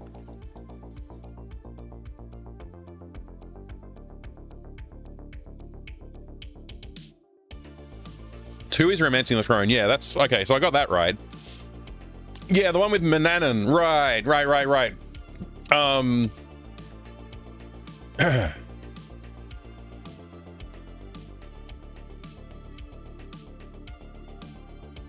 It's like a timed one. You gotta like you got like a limited amount of time to achieve what you need to achieve and stuff like that, if I remember right. Magic cat cookie? Is that to like put the cat to sleep or something like that? Or is it to turn... No, is it to turn Manannan into a cat?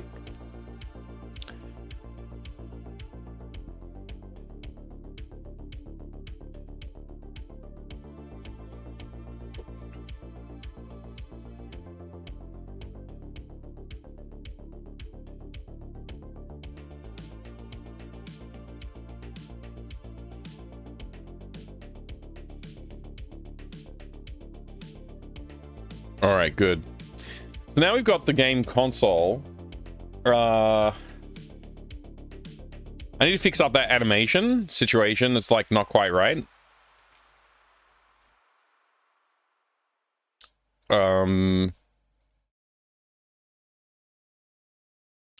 If I just remove the line... Okay, so it's basically like we walked to this location, but it's not quite right. Essentially, which is the problem that I was worried about, honestly.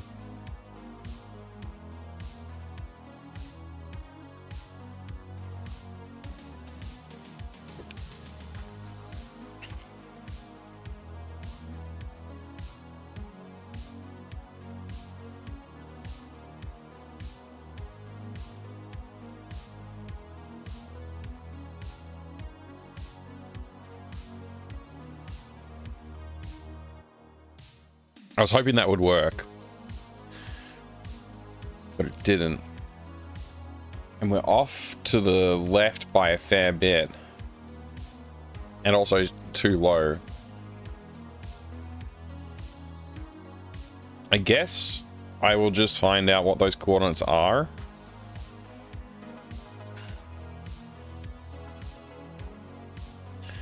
$127 and 163.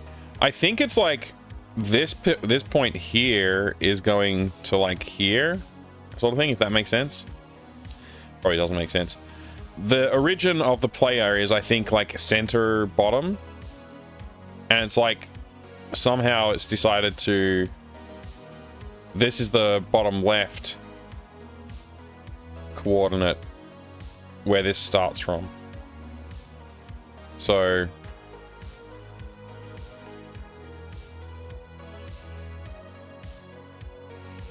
I need to basically add half of the width of this or something like that, and that might position him correctly. Then let me just try that real quick.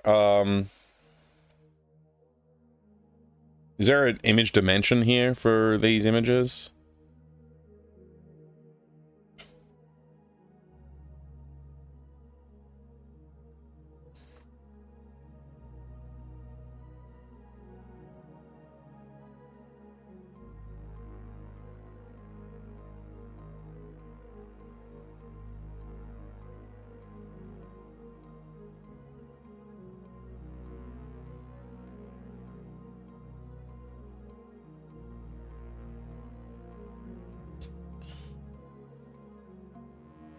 I don't get it. I just want to know the dimensions.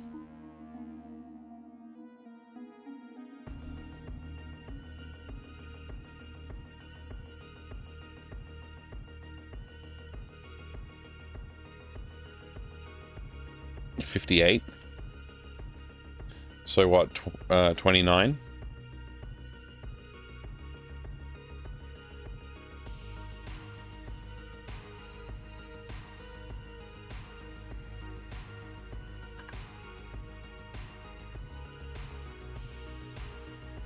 Try that.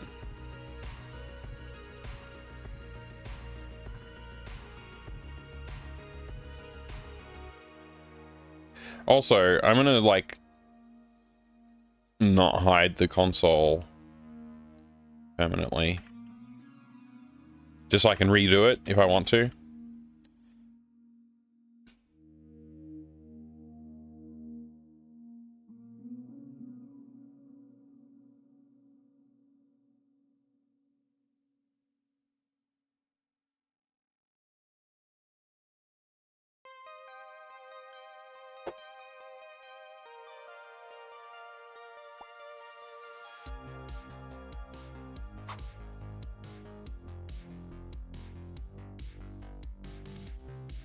I'm definitely going to need to spend some time setting it up so that I can just test stuff in other rooms without having to restart the whole game and all that, because it is going to get a bit tedious.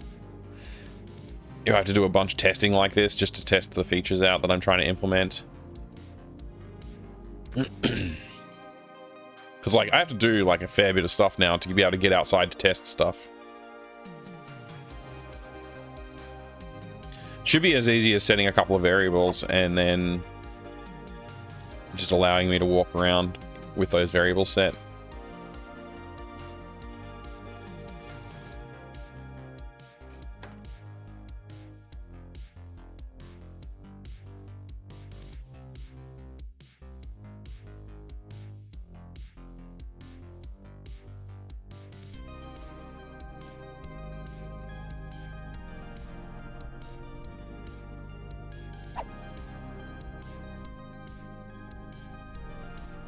He's so cute when he dies. They just have built-in system to do saves and load states. Yeah, it does. But if I'm changing the game, the save and load states won't. Like, the states will save the state of objects, if that makes sense. So if you've changed something in the code or in the layout, and then you load your game, it'll load it with the old state.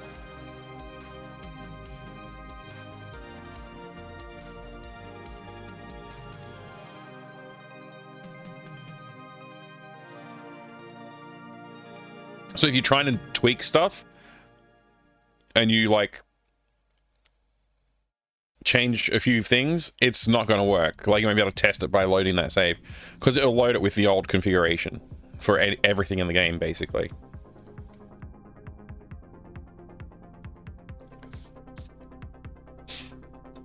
I think if you change like the background images and stuff like that, those will be updatable. But like logic things that you're doing with logic or inventory or like interacting with the environment, those things the state tends to be saved.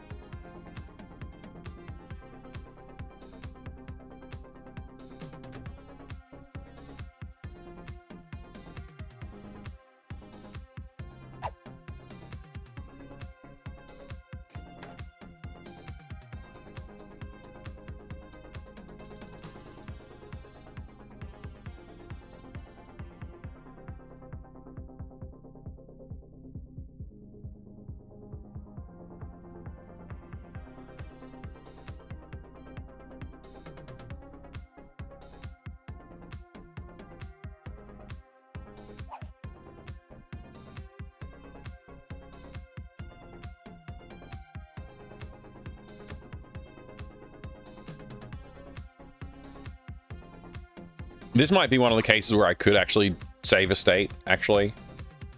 Because if I'm just tweaking code and I'm not actually tweaking objects in the scene, I'm tweaking code, it could actually be viable to save state here.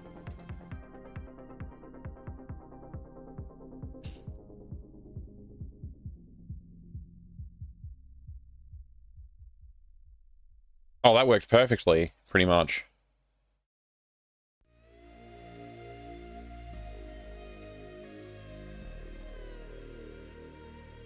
That essentially worked perfectly.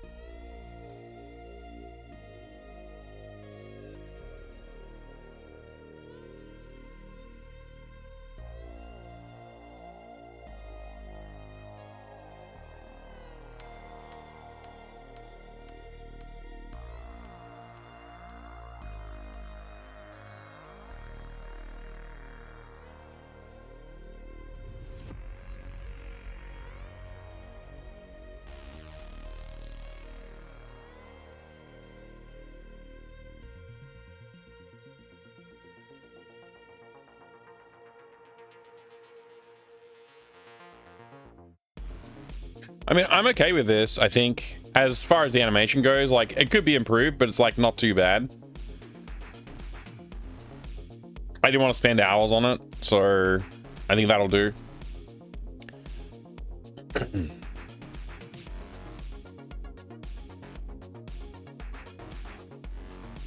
Now I can get infinite Game Boys. Although it's no longer clickable. That's interesting. I don't remember setting that variable, but okay.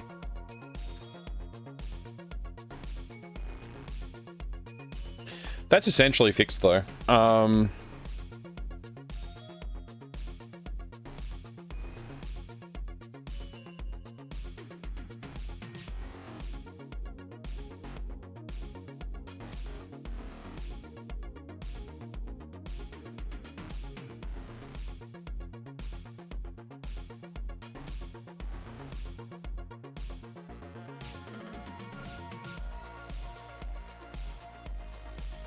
I don't have a down left, but I actually wonder if down left will be interpreted as like the way I want or not.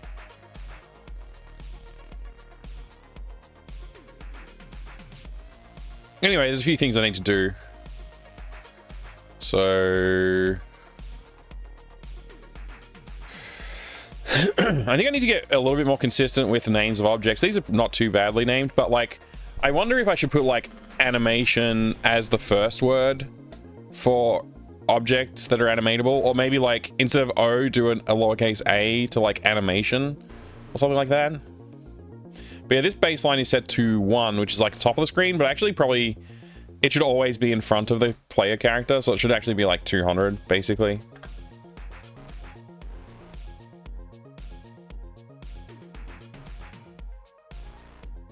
Because I noticed that his foot was sort of like over top of the sprite, and that looked weird. And then the tap interactions, we need to make all of those have the player like walk to and interact in some way.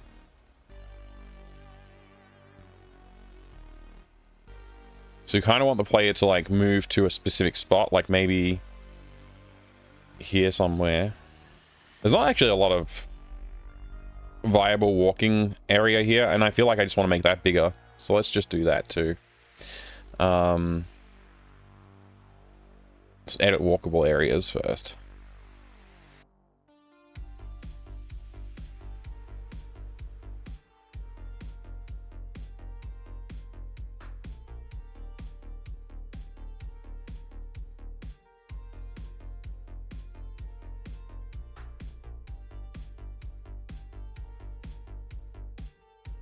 Whoa, there must be a gap.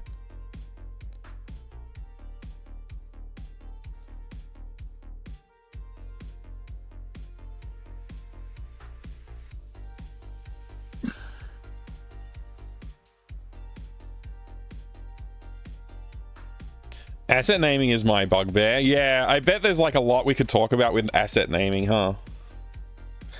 Final version of Thing version 3 PSD. Yeah.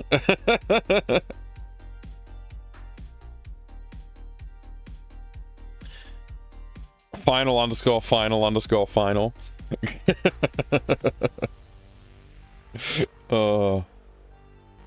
Final underscore revision underscore final. Oh man, it's all too real. Anyway, back to object mode. When we are interacting with the OTAP,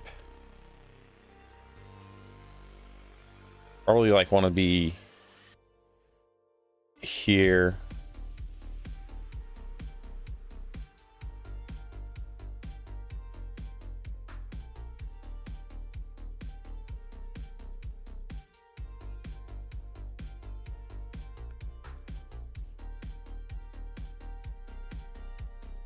I think if I just say player interact null those coordinates E direction right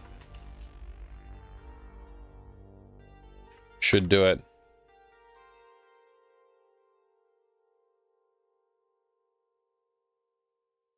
Which that whole final thing was just a joke and not something I've seen. I mean, it literally, yeah. I think I've done it a few times, so, you know. I have a folder called finals. And then I put the stuff that I consider to be final versions in there. But then I have to make sure that I maintain it so that I don't end up with duplicates. Which is another problem.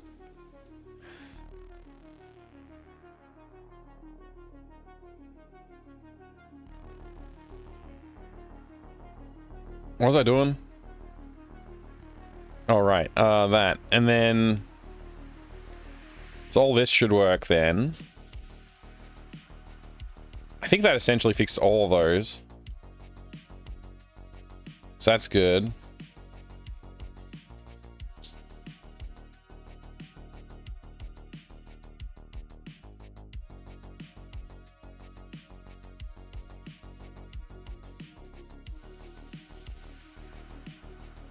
Cool. Let's test again. Cleaning up my assets folder for a Playdate game. I think I ended up clearing out around 300 extra images that were no longer being used. Organized chaos at its finest. Wow, that's pretty good for a Playdate game as well. Like I can imagine you could have a lot of images, but that sounds like a whole lot of images for a Playdate game to me. The Playdate, like, I guess fidelity-wise, like its visual fidelity is quite low, but like it's a very capable underlying system. I understand. Is that right? Lots of screenshots and stuff too. Yeah, that makes sense. Like its core like CPU and stuff like that, it's actually like decently overpowered for what it needs to do for those scenes, right? That's my understanding. I'm just it's more of an assumption than an understanding, honestly.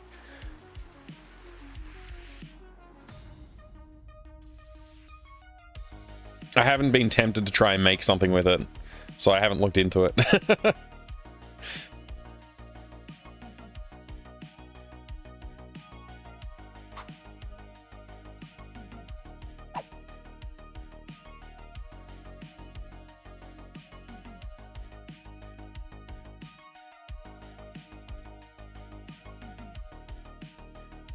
I don't really love the facing left base pose very much. Or facing right base pose. I definitely prefer the facing down pose.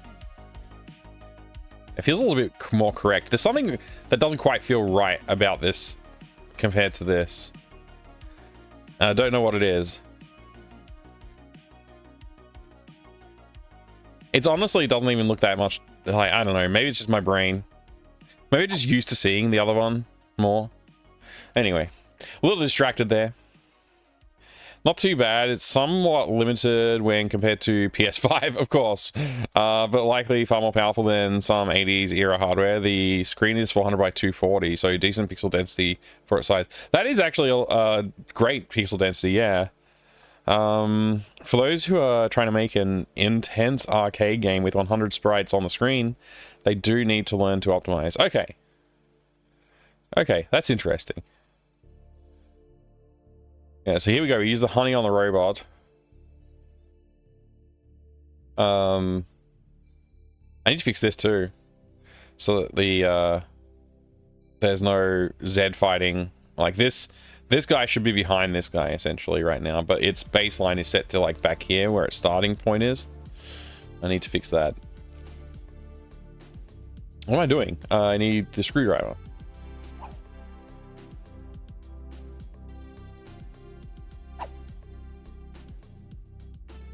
I love how he falls asleep. It's so good.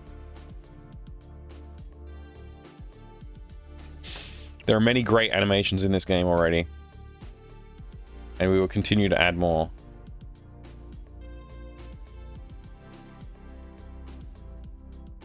Looking at the limitations of Playdate. Yeah. Yeah, awesome. How many Playdate games have you worked on so far? If that's something you want to talk about.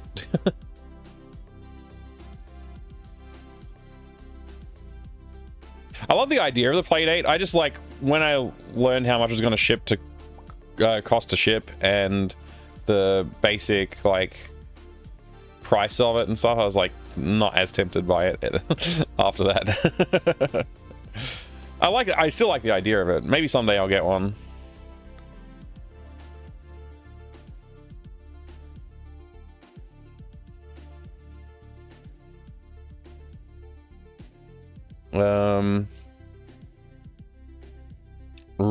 Right. We're going to turn on the tap.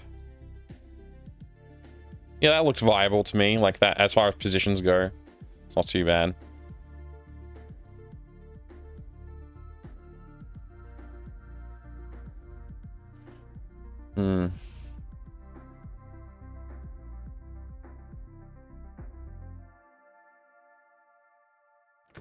I don't remember how much shipping was. I just remember thinking like the total cost of acquisition was like a little outside of the range I was comfortable with for what I feel is like, at least at the time, sort of more of an experimental purchase. Because I don't really tend to handheld game at all. Like I don't use my phone to game very frequently. I've owned a DS, is the only console I think I bought. Oh, I got the Atari Lynx as well. I play that sometimes, but it's pretty rare, honestly.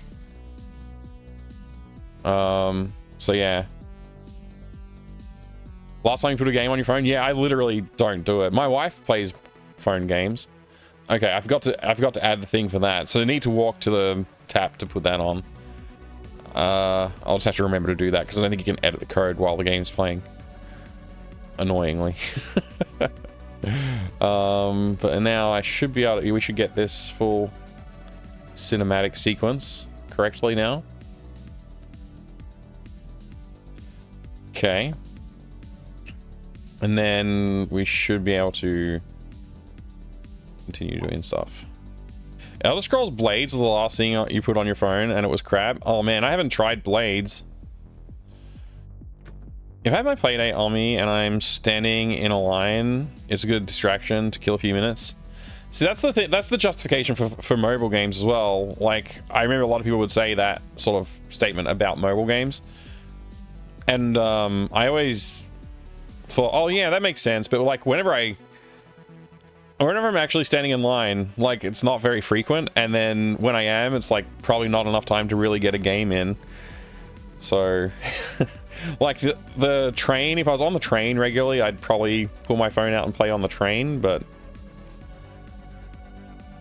not even that really.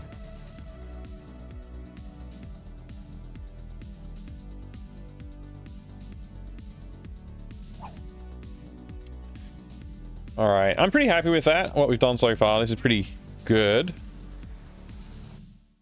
So I think Act 1 is nearly complete.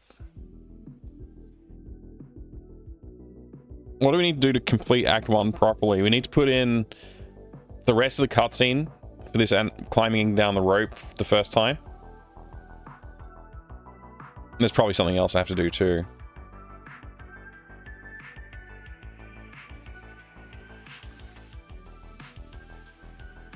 I don't know how easy to be, or if you agree, but I feel like the idle cat on the fence should be the drenched version. I can't show you now because of the state of the game, but he runs up there and he's wet, but because he's sort of like springs to the left and then to the right, as he does that, it shakes the water off of him. I should probably add some splashes to it too, to like show the water coming off. But yeah, that's why he's dry on the fence.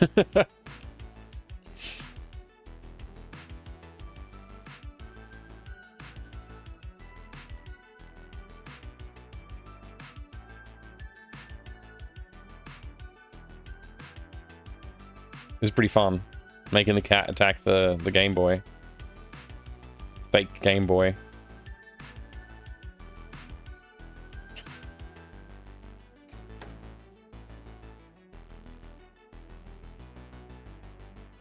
Ultra fast drying, yeah, that's right. Like,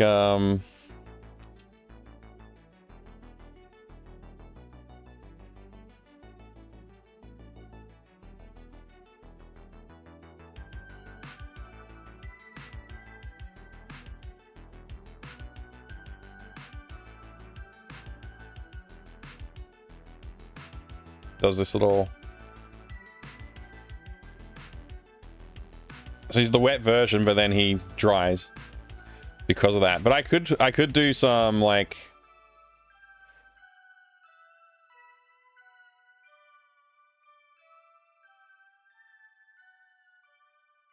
Probably do some water flings.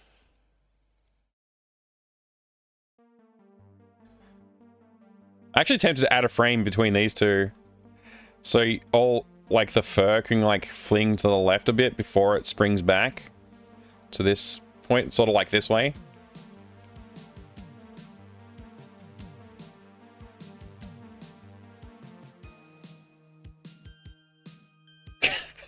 Some of these frames are ridiculous. They're so funny to look at. Shake a couple more times, maybe? Yeah.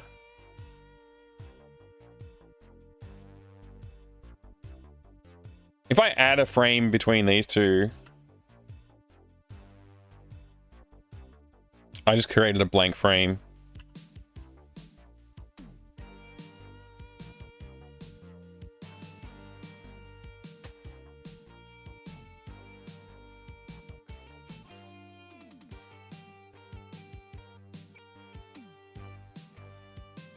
I kind of have to... What do I have to do?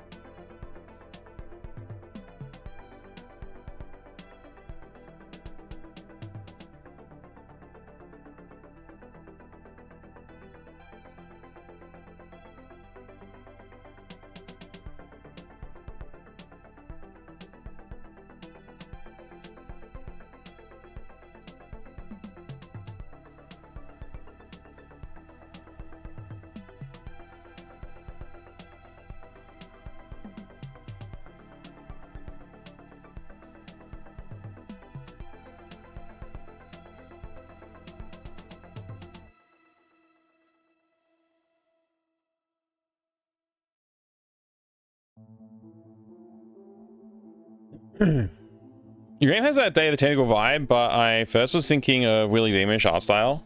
Interesting. I wonder why. I definitely wasn't going for Willy Beamish style at all. But, yeah, interesting.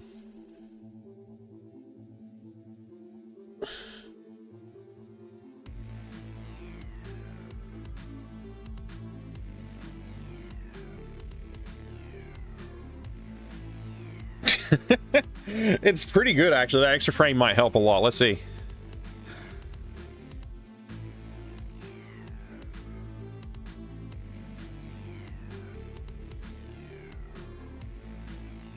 Might add a little bit too much. It's okay, actually. It seems to work.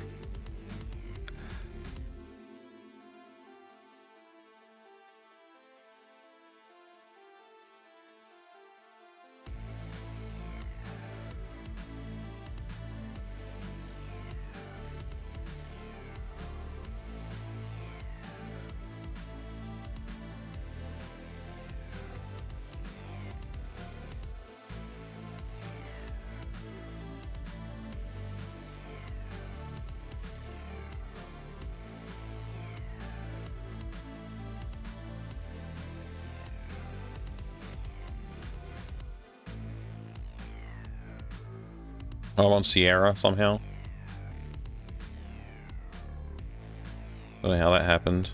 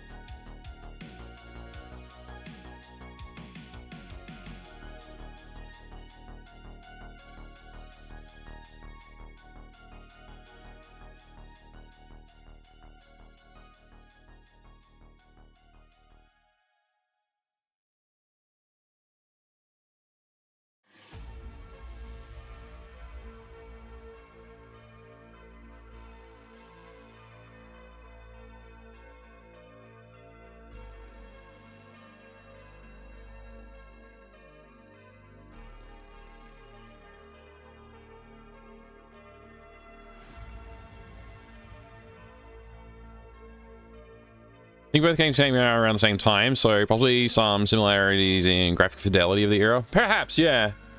Perhaps. I was trying to take my main inspirations that I keep looking at for reference and like inspiration is Sam & Max Hit the Road and Day of the Tentacle. Those are like the two main things I want to look at every time I'm trying to figure stuff out.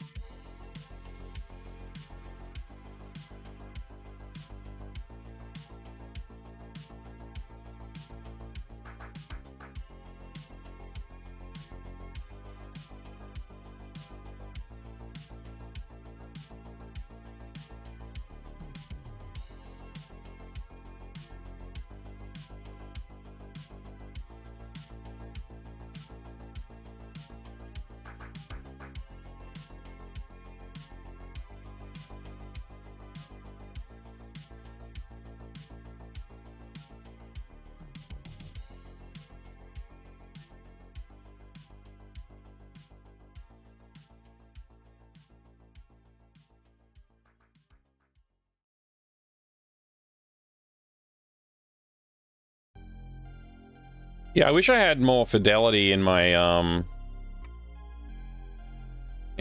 sometimes, like just a little bit higher res for these games as well. But I think the limitation is also actually really a good thing. Oops.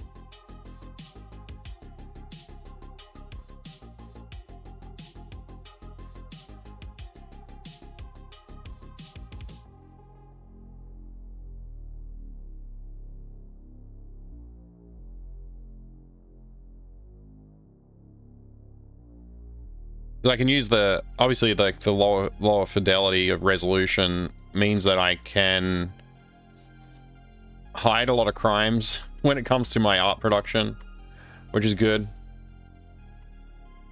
I like that about it.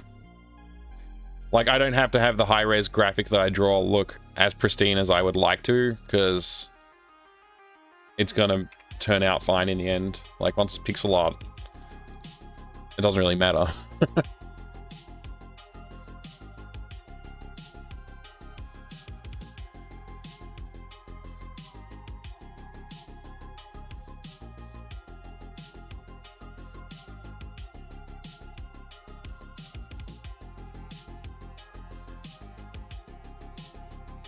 We could do that. All about art crime and getting away with it. Nice.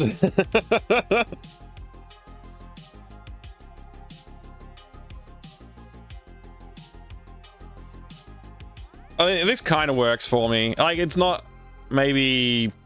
I could probably do a little bit more work on the splash to make it look better, but... This should justify the cat becoming dry when they land on the fence now. And I've added, like, one more, like, wobble in there. What I think I might do, because it feels like there's a bit too much of a pause on... between, like, this frame to this frame. I need to move this frame to lean more to the left. Just a pixel more or two to the left. And then this frame needs to lean a pixel or two more to the right. I meant to say the other way around, actually. Left and right, reverse that, and then it'll be right. So this should be left, and this should be right. Don't know why I keep getting those mixed up. I don't know why. Anyway. Let's just do that real quick.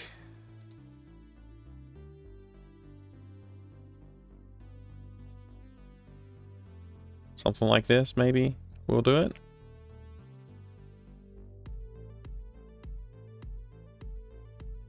Just to add a little bit more of that momentum from the... That should just clean that up a little bit. Hopefully I can just,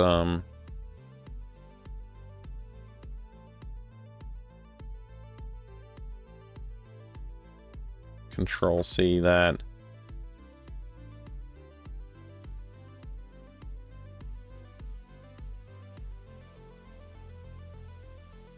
Put it there.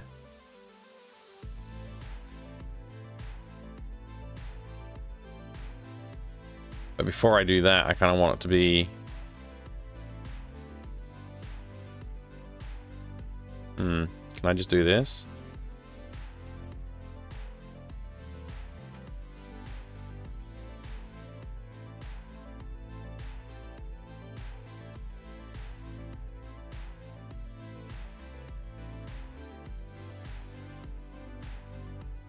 Yeah. Well, let's see how that feels. Should feel a little bit smoother now, instead of jittery. Yeah, it's a little better.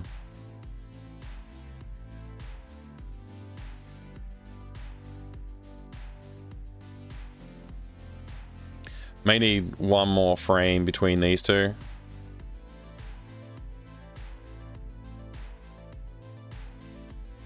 It's like maybe I can just alter this frame a little bit.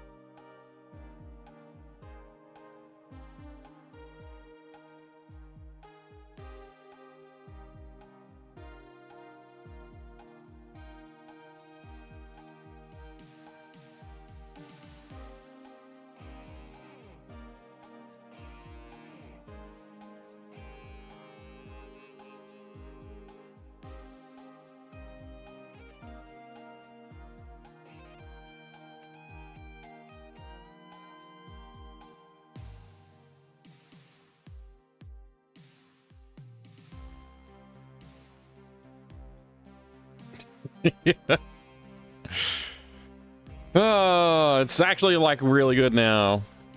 Ah, man. Curse you and making me do better. Curse you.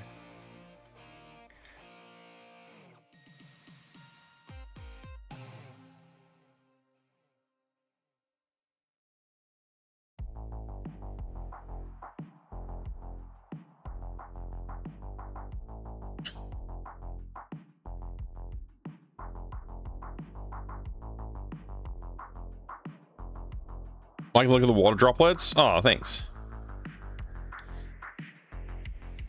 I don't know if I should make them last like a couple more. I've got like, I could probably play with 3 more frames if I want to, but I don't want to belabor it too much.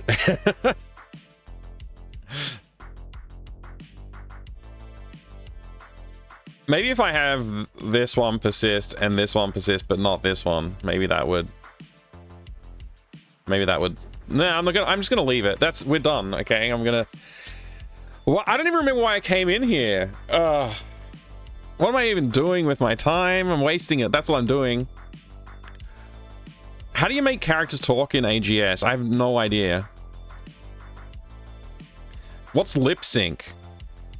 Use the property grid on the right to enable disable lip sync. Okay.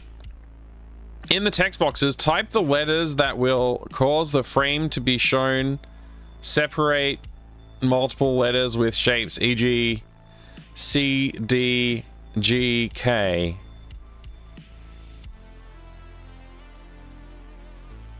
What?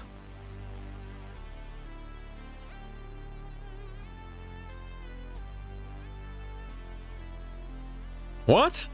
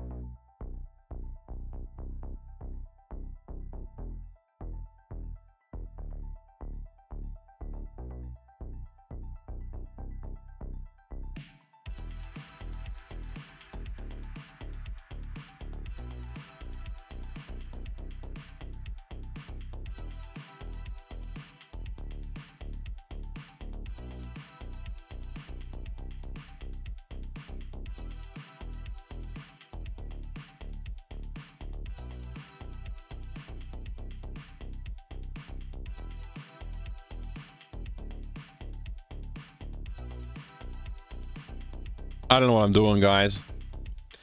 This is like annoying me a little bit. Oh man, I forgot about this video. We were looking at that the other day. That was awesome. Docs online. What's Stock doing right now? Oh, advertising.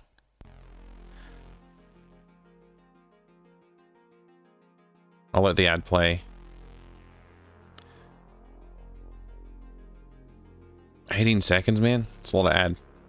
So, like, I don't understand. If I just say, like, who is this being enabled for? I don't get who this is being enabled for. Text automatic or voice Pamela sync files. I don't really know what that means. Like, where is the speech happening, though? Like, like if I have a character...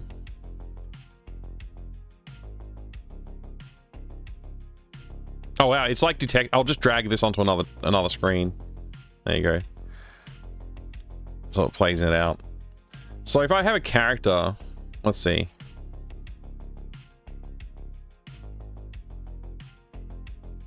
I have Sierra here.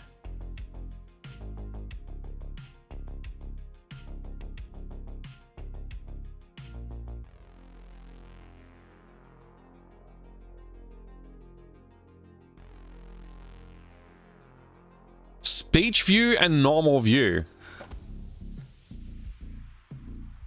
What does that mean? Speech view?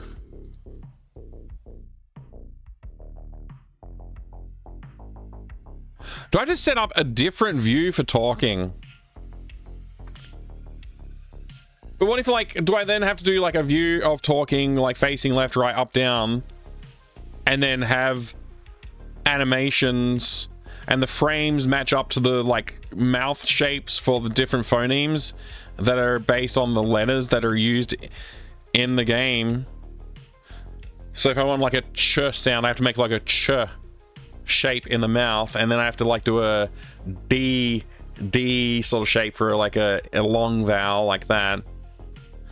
Like, is that how I guess I have to do that?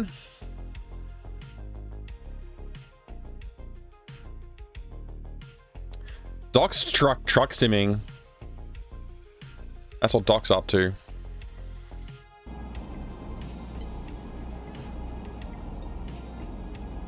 Sounds like something that belongs in Hot Rod. What's Hot Rod? Oh wait, does it have like? Does it have like a warning system if you're making a lane change and there's a car coming by? This company is never going to hire me again. They're getting their truck back with 21% damage. 21? I only had 2! What are you talking about? There's no damage on the car, is there? Is Doc about to crash? Oh!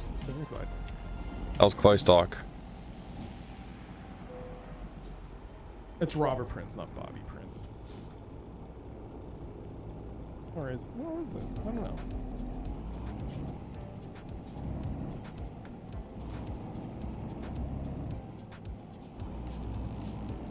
Doc's not acknowledging me. Yo, Mike. Oh, there he is. Good to see you. Did anyone tell you about the law? Okay, we're in the right lane. Did anyone tell you about the lot sale we saw on eBay?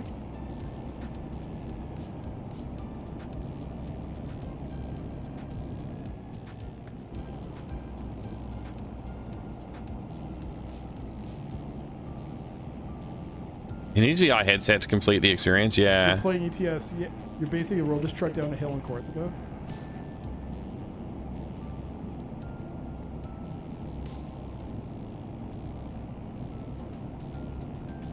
Guess we'll see what happens.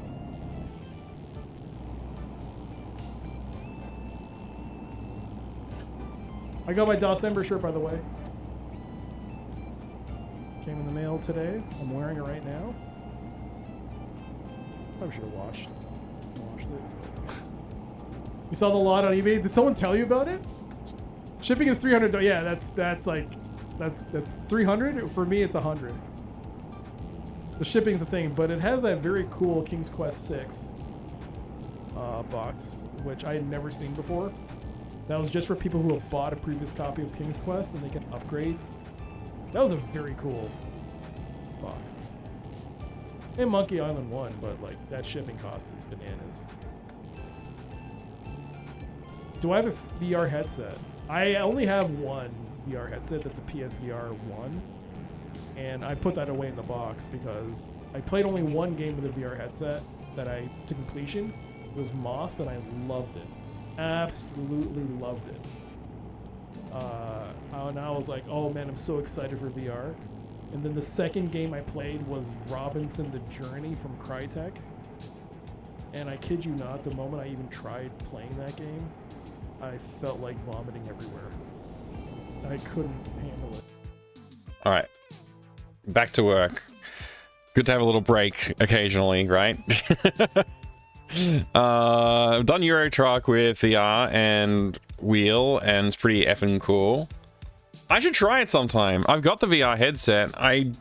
My only steering wheels are like old ones though, like DOS era ones. So I need to buy a new steering wheel to do something like that. But Doc's got like the steering wheel set up and stuff like that. It looks pretty good.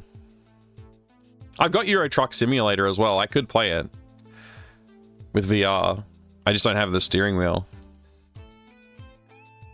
I wonder if VR supports like the hand controllers so you could like have a virtual steering wheel. WRC 2024 is pretty sweet with VR and the wheel.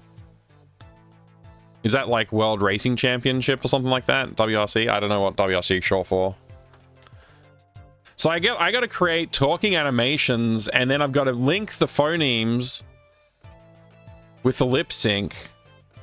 Text boxes, type the letters that will cause that frame to be shown. Separate multiple letters with slashes.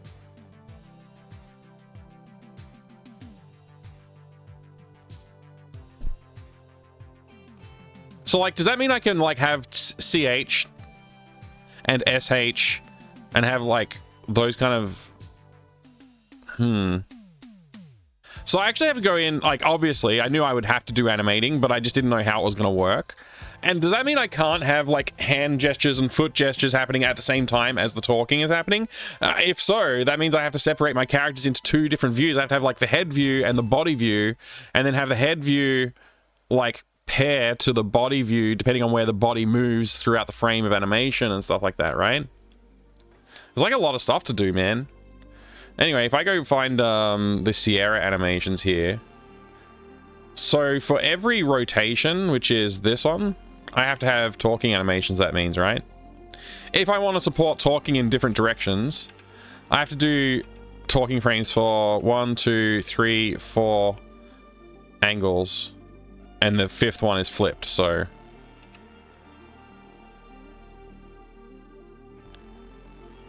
You know, that one you get free. Oh, actually, that's flipped as well. So 1 angle, 2 angles... Basically 3 angles, and one of them's facing away, so I can probably just bob their head around a little bit, and that'll be enough.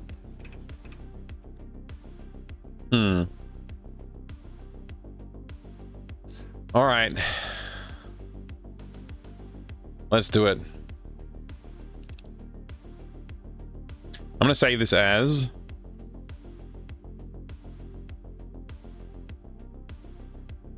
Actually, I don't know how I'm going to do this just yet. Creating a new sprite.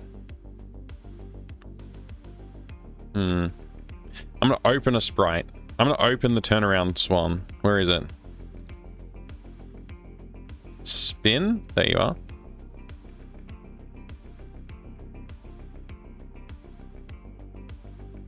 And then I'm going to...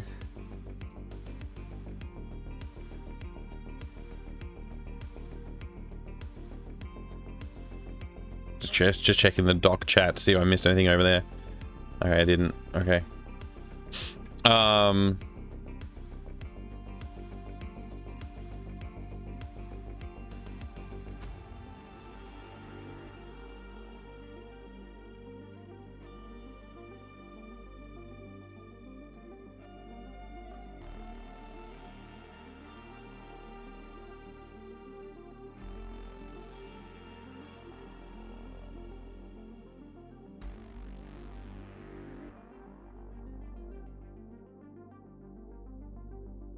So basically, you have like those. So then I can make the mouth shapes. So like, is there a typical like AGS mouth shape template? Ugh, what the hell?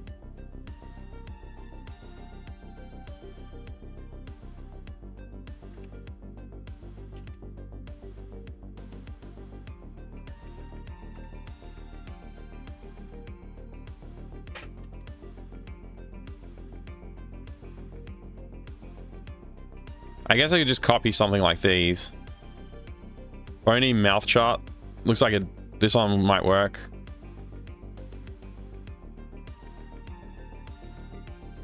Better than the templates. Good to see you, Leather Soup, by the way. World Rally Championship. Oh, I see. Wheel isn't exactly new. It's the Logitech G25. I think you got it in 2008. It's probably still worth like a ridiculous amount of money though. Been scared to play the truck sim as I'm scared I'd end up becoming a whale and buying everything. Right. Oh man. But this looks good. Like I can just use this, I guess. What do we got? I can't word. Let me get out of here. I just want to look at the pictures, man. Is this AI generated? No, it's not. The font looks weird though. E. Yeah, I can see the teeth. Yeah, the lower teeth coming up. E. I. I don't know what that phoneme is supposed to be. Oh. Ooh. Okay. Yeah.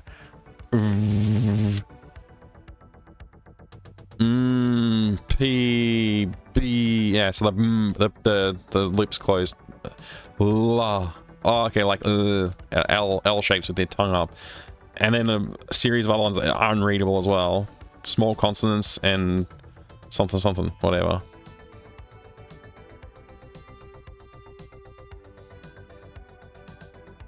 Oh, this one's a lot more readable. Maybe I'll just use this one as my reference. There we go. I'm actually just gonna pop this off to the side here, just so it's on screen someplace, and then I'll yeah, that looks like a decent reference. I mean, I don't have that many pixels to play with, so I just got to approximate this anyways.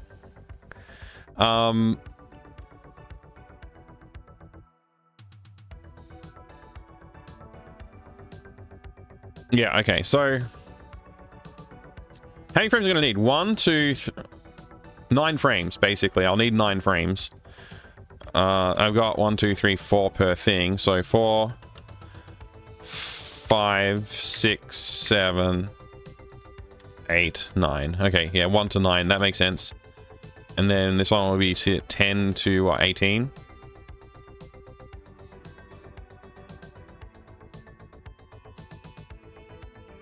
And then 19 to 20, whatever, 7. Something like that.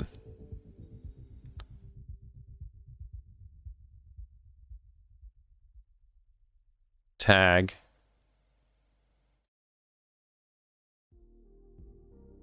Tag. Talk. Down.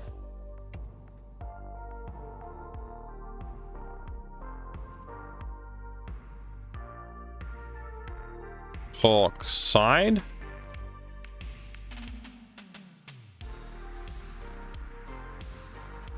Talk back. Forward. There you go.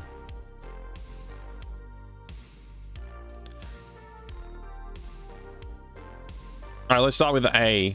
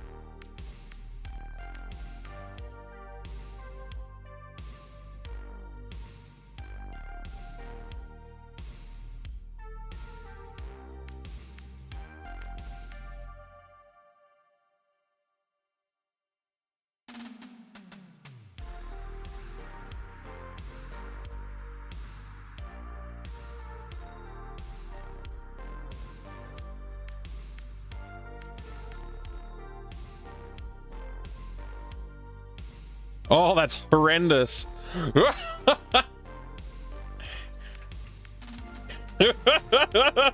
Don't open your mouth. You look horrible. Oh. Hold on a second. Let me see if I can fix this somehow.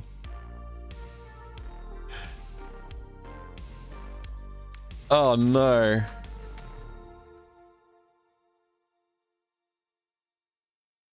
Oh, this is so bad.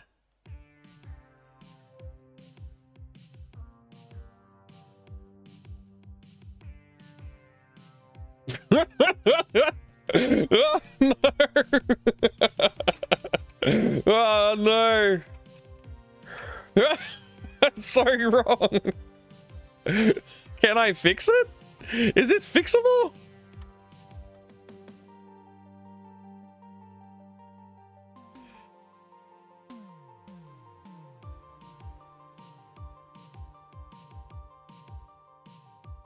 There's no fixing this. It's so bad. He looks like, what is going on? No. I don't like this at all. Oh no. What? Oh no. What about getting rid of the outline? Maybe. Oh no. What if I just make it really bad? What if I just make it super bad? Like then I put the mouth over here, you know?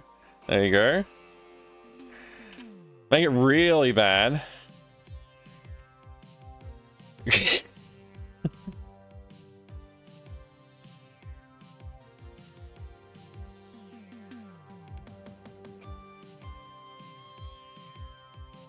Oh, I hate this so much. Looks like he's homeless. Yeah, he did have a bit of that like 5 o'clock shadow look when I added all those outlines. What the heck, man? Let me just try getting rid of the outline for the most part here.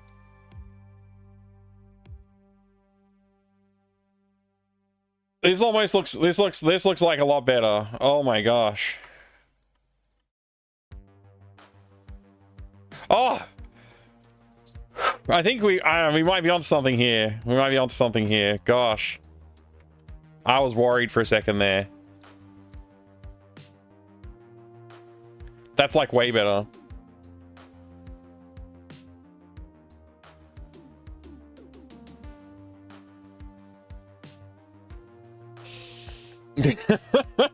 That was heinous. That was a crime. That was a war crime right there. Like what we were forced to just look at. I'm sorry. I apologize profusely for what I just made you look at.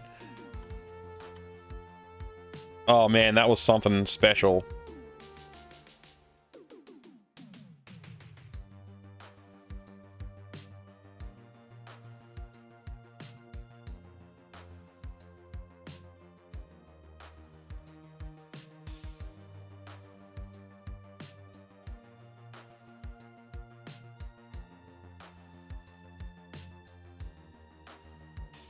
He looked like he had a goatee. Yeah, he did.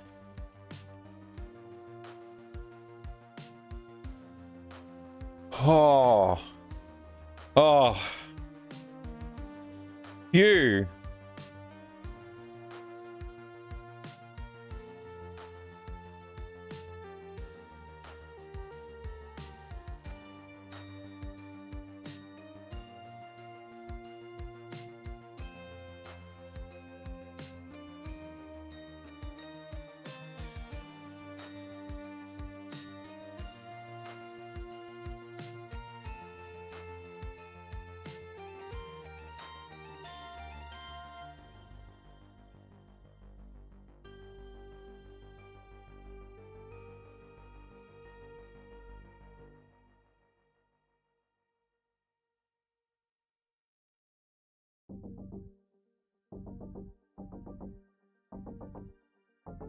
Hmm.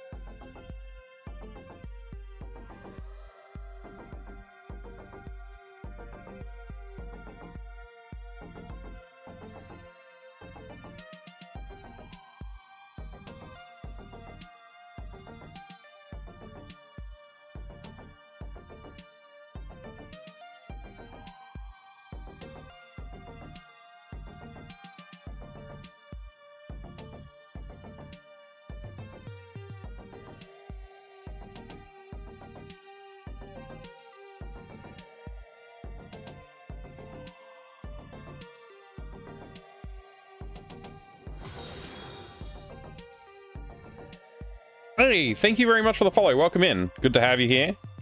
I have anonymous follows on the channel, so feel free to lurk if you would like to. I need a way to separate these teeth colors. Can I go like here and like here? Hello? Hang on. Sprite, color mode, RGB.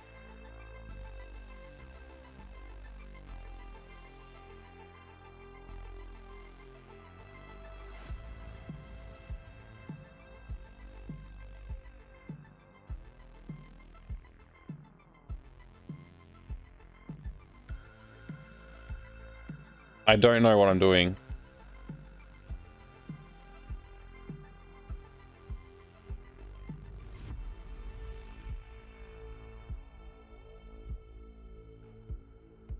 Maybe that'll do.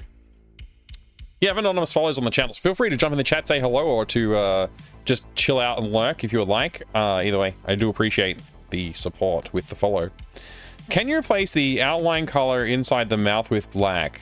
Or will it be too much of contrast? I think maybe, yeah.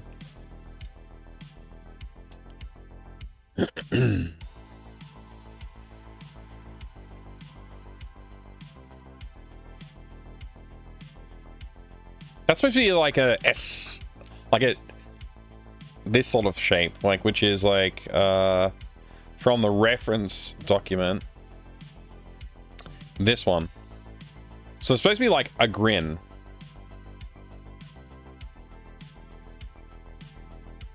Like that, maybe.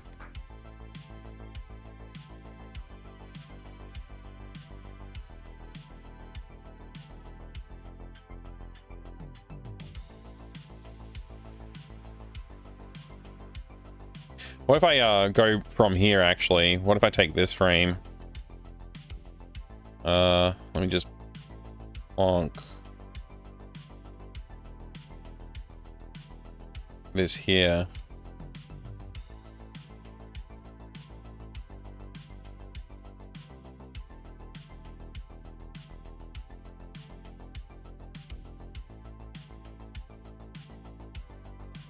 That might work.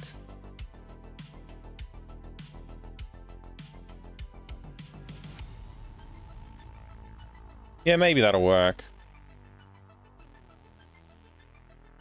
Then we're looking for like this mouth shape, which is basically this, but with the tongue up higher. And then this and this are basically the same thing.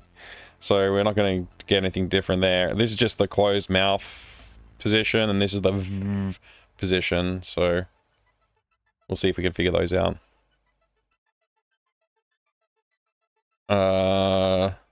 We won't worry too hard about it. It'll be on the screen for like 100 milliseconds. I doubt it'll be much better as long as it doesn't look too heinous. Yeah.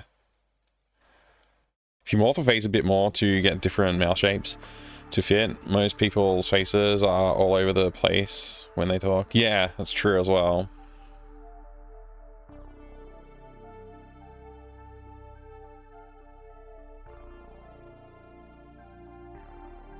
So the next one is basically the same as this, except slightly different.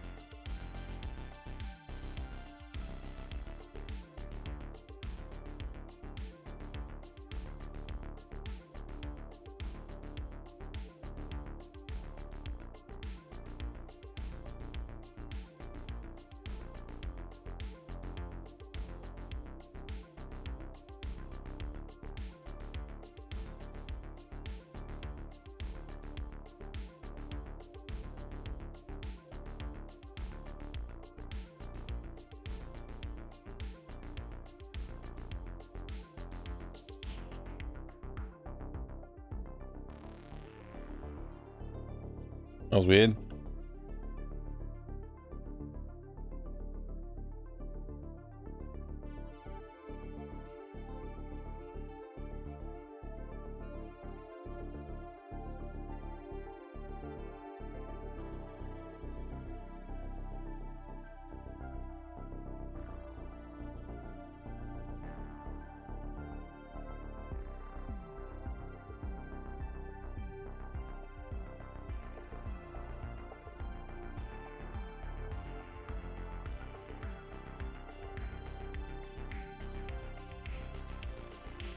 It looks so goofy, but maybe that works for a V sound.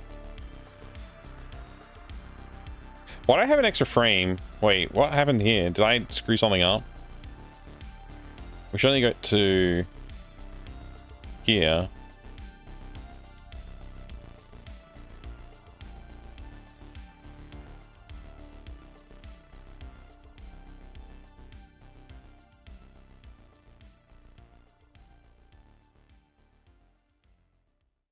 There we go.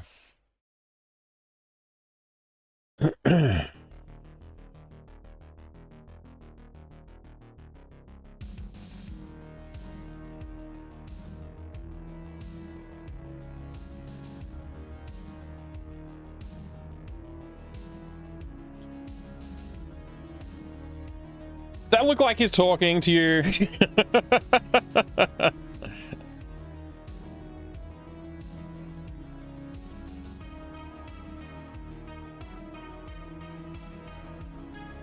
Okay. I feel like the jaw needs to move more, but maybe it's fine.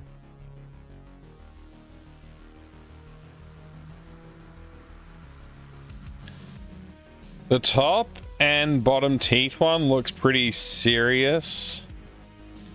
Do you mean this one?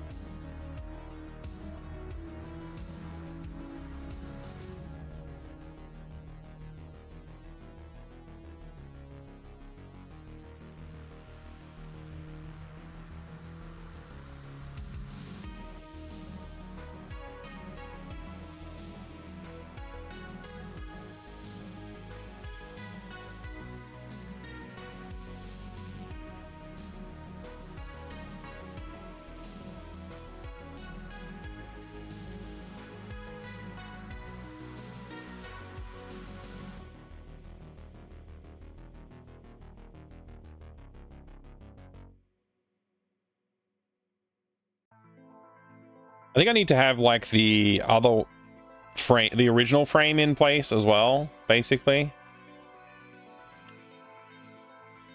Which should be, I guess, 0. Or like no sound or something.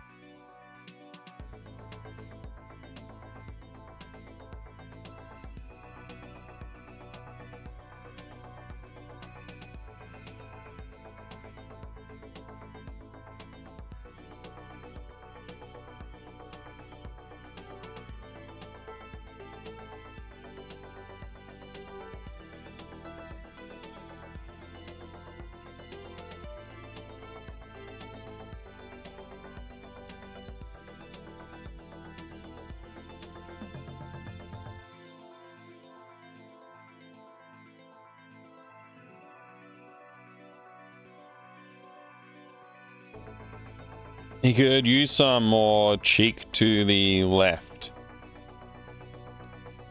Our left or his left?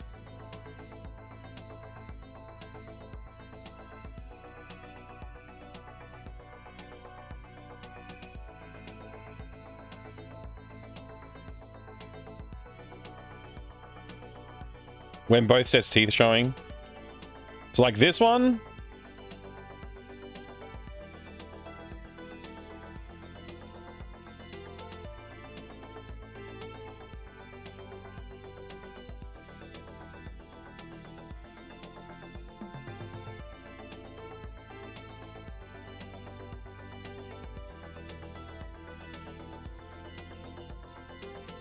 I mean, I guess it kind of works.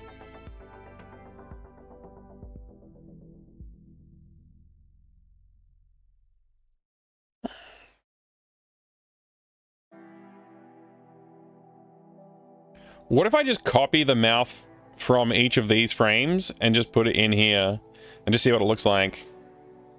What if I start from there? All right, we need to have a bonus frame on each of these too. That's right.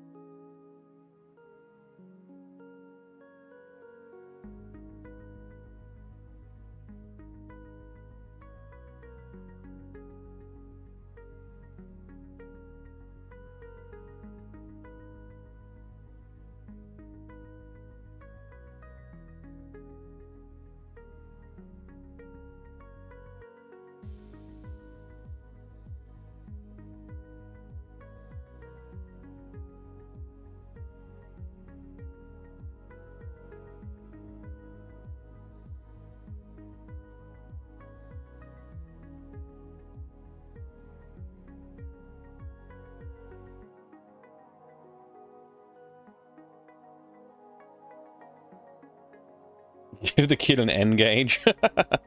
Kind of curious to have something. What would different movies look like if they were done in style of Day of the Tentacle? That's a good question. I feel like the one needs to be further forward too.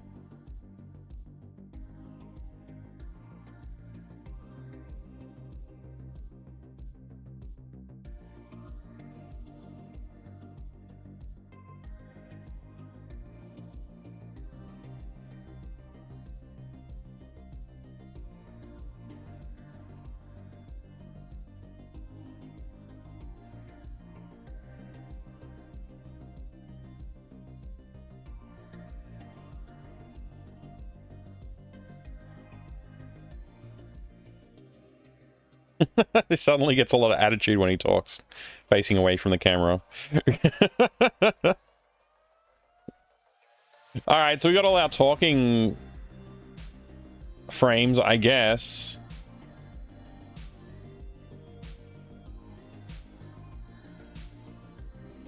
I guess we've got it. Like, I don't know, this is a learning experience for all of us, right? Control, let's see, save as Sierra talk dot ace per right.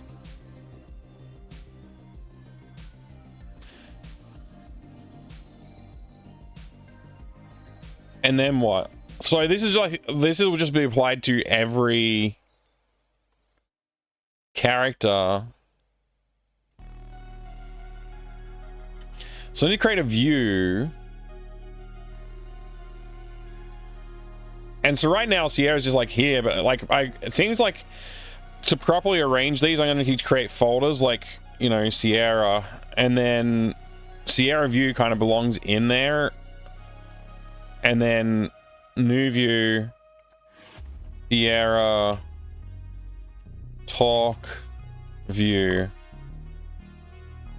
and then we're going to import from, we'll export this, export as Sierra talk.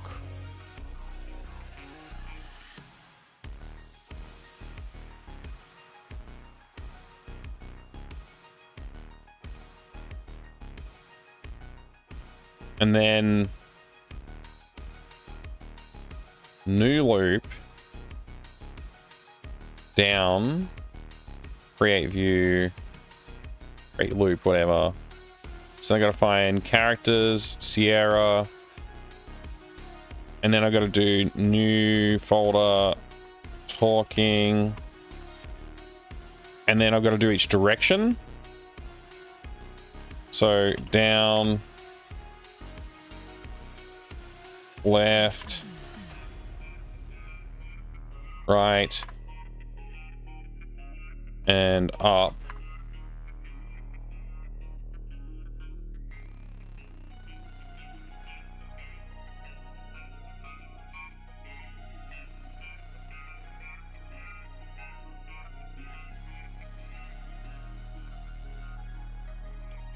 So these are the down ones up until we get to a certain point.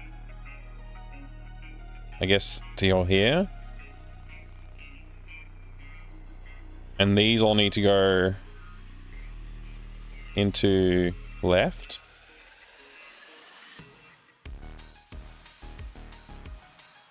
And these all need to go into up.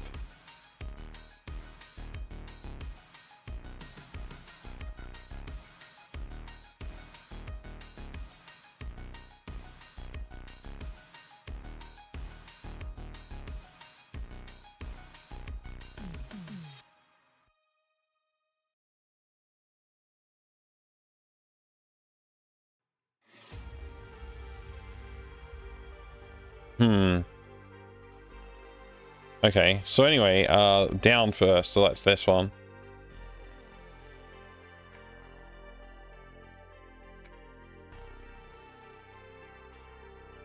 Left.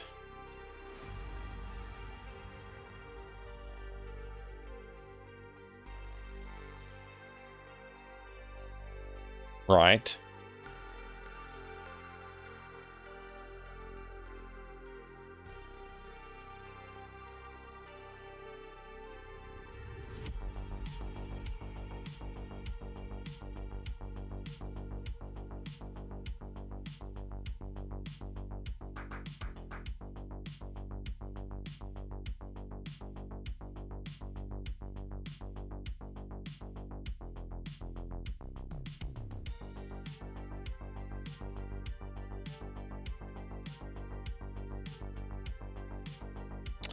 So now what?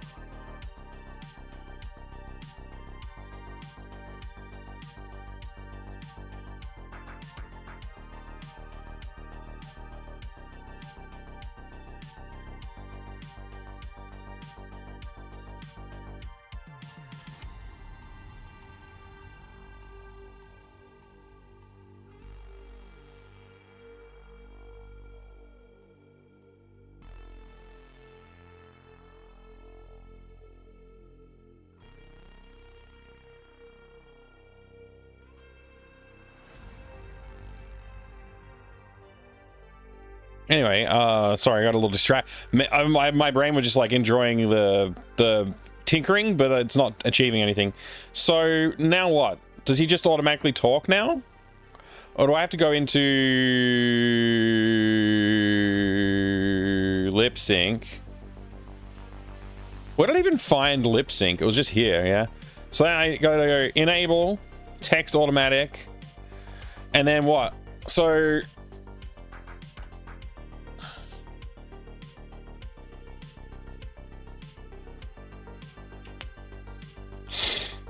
I don't really get it, man. Do I just like do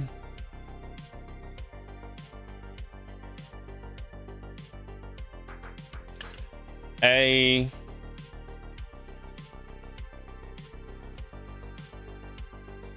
O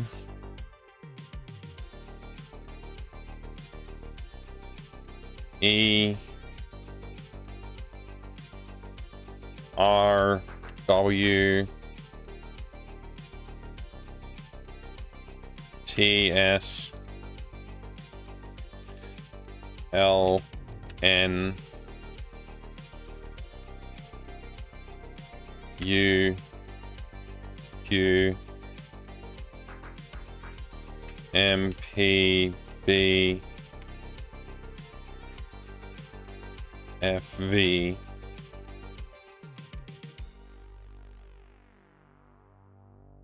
A E. Where's I?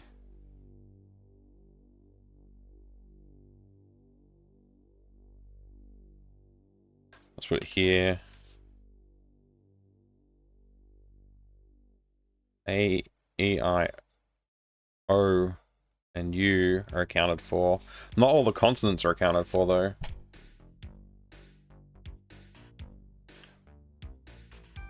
Z. I don't know. Whatever. About Y, we'll make that, like, here. I mean, I guess that's what I gotta do. I don't understand this. Let's see what happens. Will our guy just start mouth flapping when he talks now?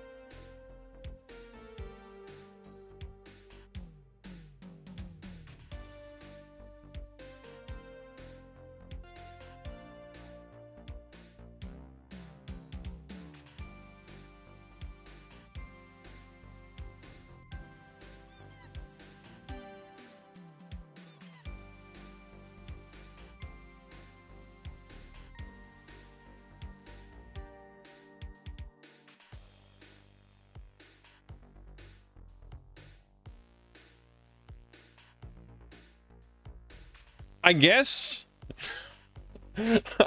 we now can talk.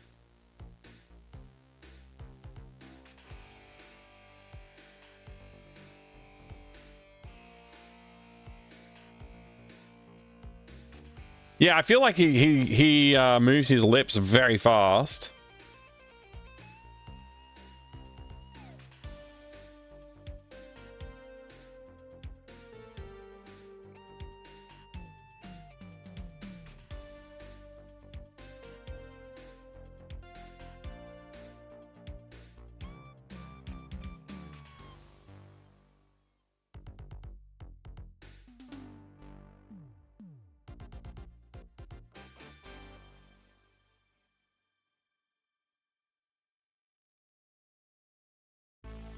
Like, it's super fast mouth movements there.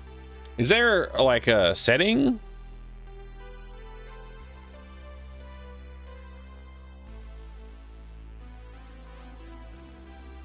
Delay 0, flipped false. Well, this is like, wait, per frame there's a delay?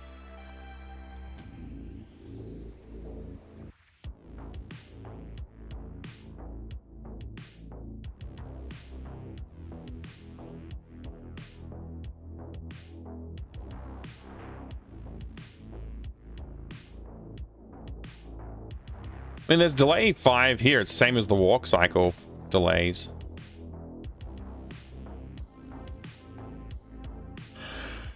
This is all new to me.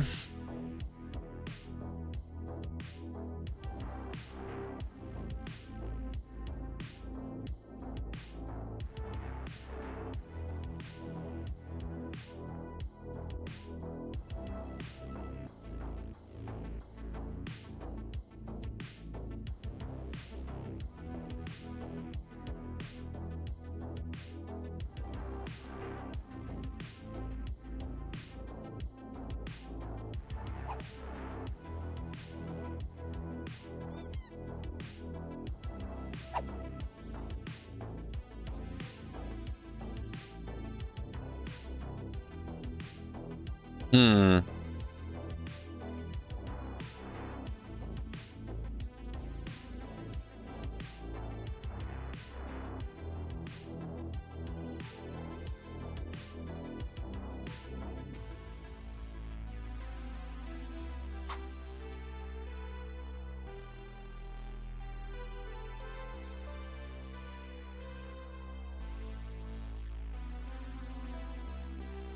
I mean, I have no idea. I'll be honest. I have no idea how this sort of like works. So.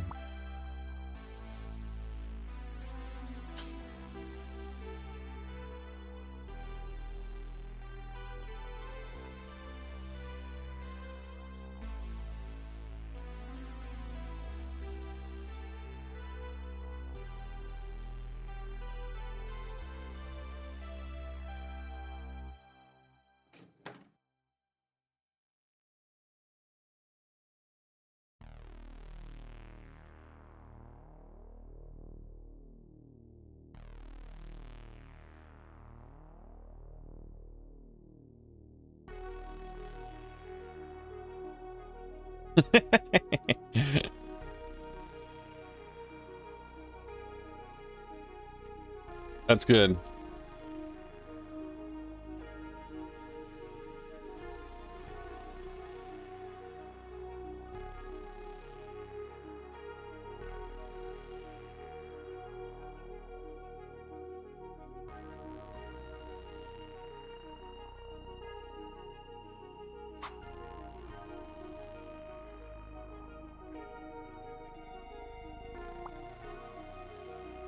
Bob the head around for the rear torque. I literally just showed that. Yeah, I'll show you again.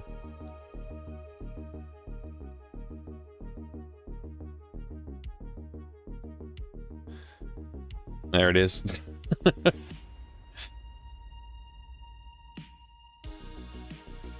must have missed it, yeah.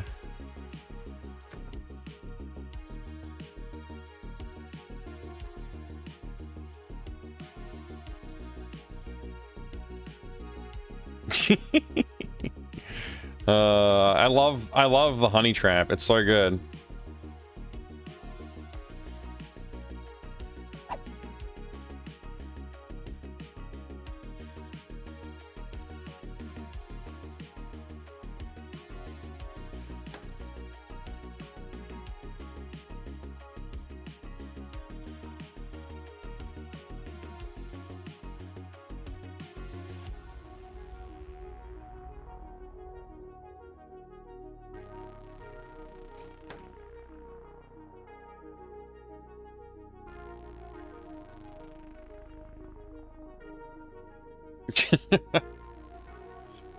A lot of talking.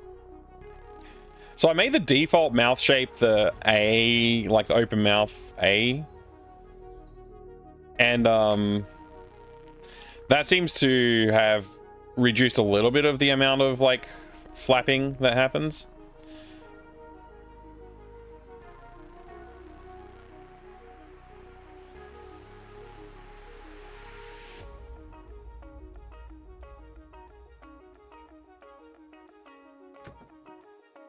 How long have we been on for today? How long is this stream running for? Through nearly 4 hours. Okay.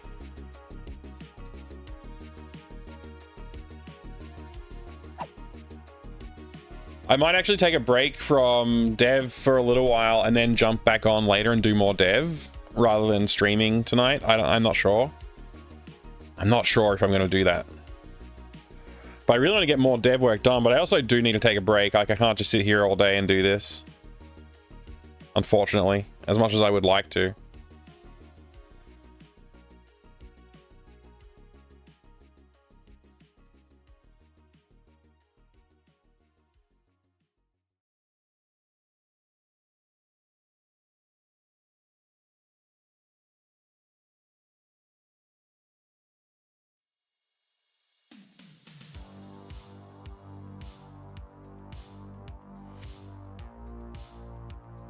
Yeah, I would really like to be able to say, like, treat the grabber as just a regular cursor somehow.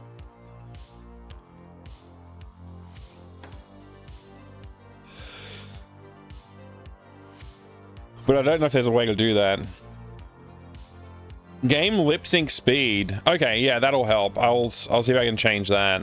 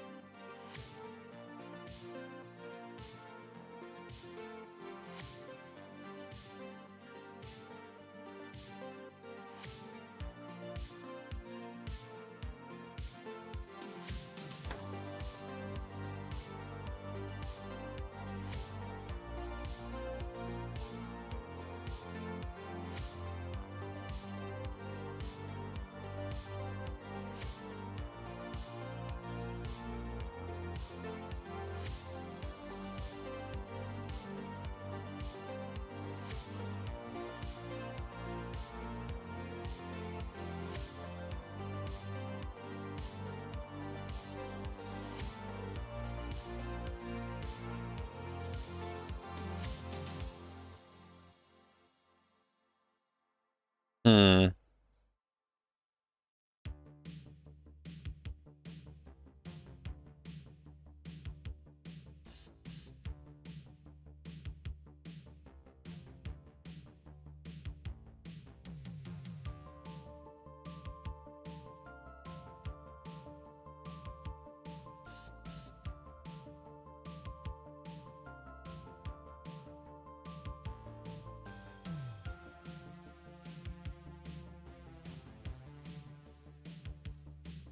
Am I missing it?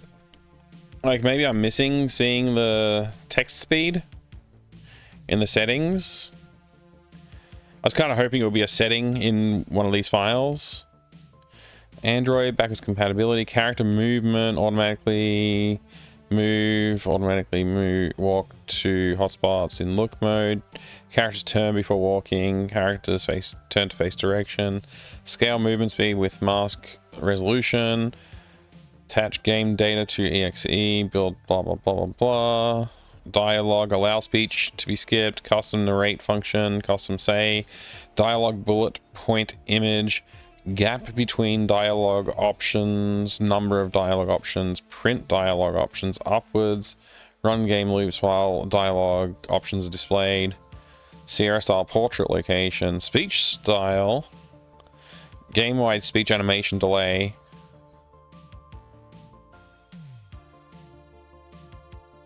game wide speech animation delay 5.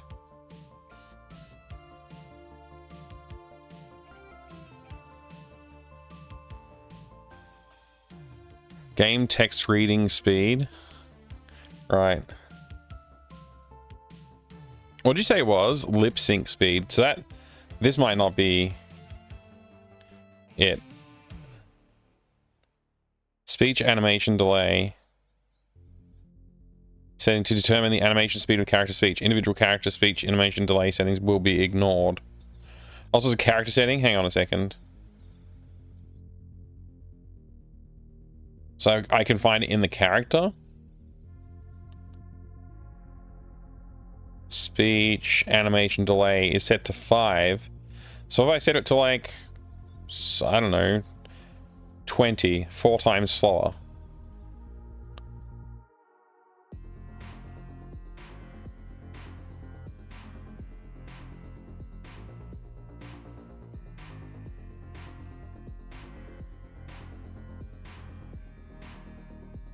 Is that just how long it takes before it starts talking?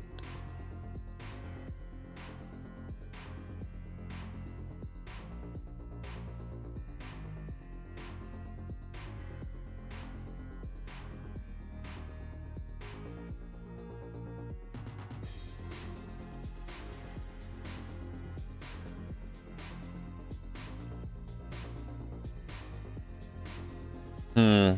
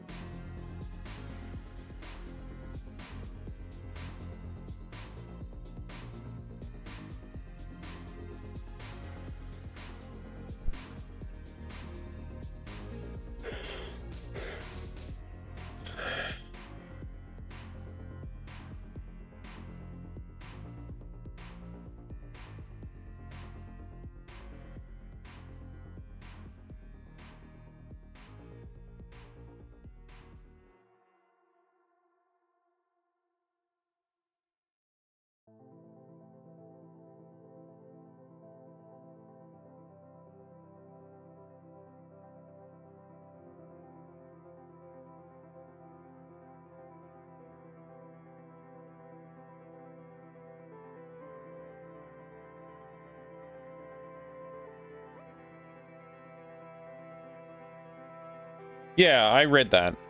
That was on the display.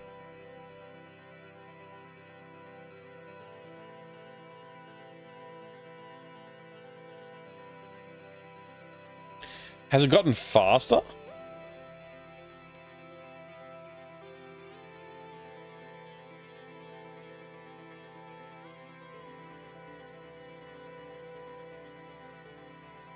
It's like higher number faster. Yeah, higher number faster, I think.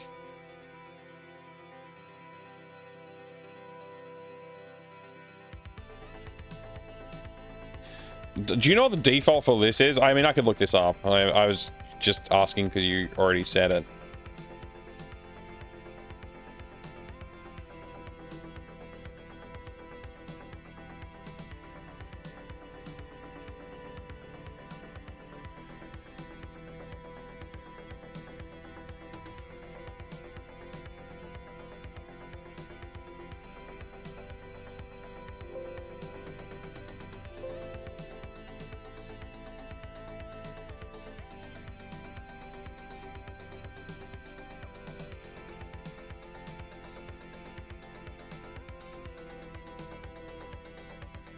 Default is 15.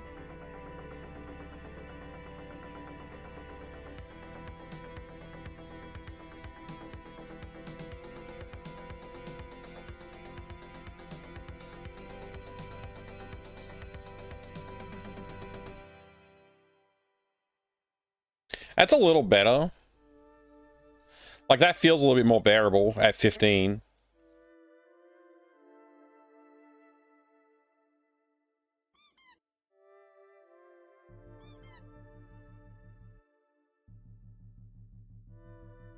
Yeah, it's a bit more bearable at 10 rather than 15. Maybe I'll leave it on 10 for now. Okay, that's good.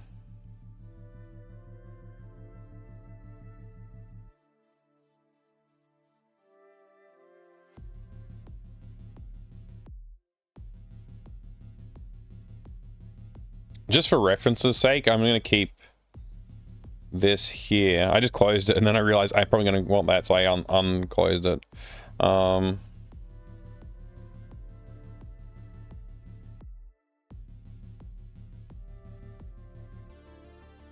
right. Next, let's go back to here because I don't even remember like what I set out to do. Yep.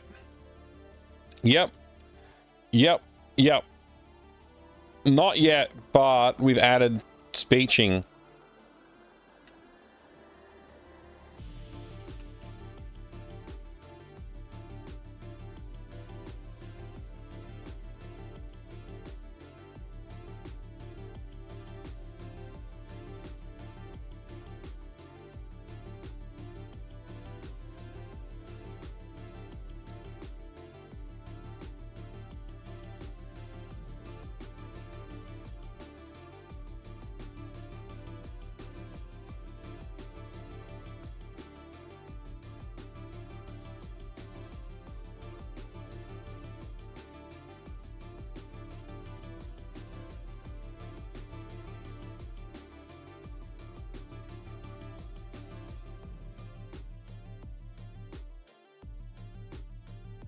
Those are all things we want to do. Okay, so this is good though. So if I want Jenny to be...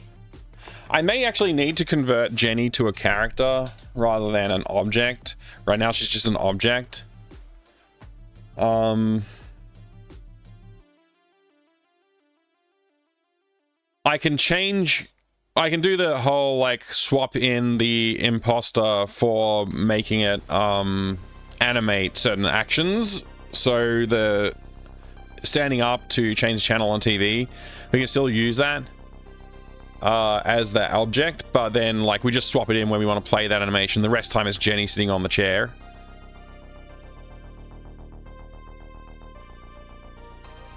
This way we can take advantage of the speech and stuff like that. Nobody will ever know except us. Exactly. I don't know how to look later with voice acting, but I assume that's not happening until next game. It's happening on this game. I'm planning to on this game anyway. Mike, you should have goals/sums for donates where viewer can get their name in the game as object or character, like Micron the bucket. I like the idea. I like the idea. That could be a fun thing to add, like maybe in another game. The problem is, like, every time I play a game that's like a Kickstarter game and I see like, oh, here's the Kickstarter gallery, it annoys me because I'm worried I might miss something that's important in there, or something funny or cool that the developer added to make that area more interesting. But I'm also just like, I don't want to sit here and read 500 names, or however many names it is, you know what I mean? So like having a donation goal to hit to allow a viewer to put their name in the game someplace, it's like, I don't know. Yeah, I don't know. I'm glad I'm not doing it now.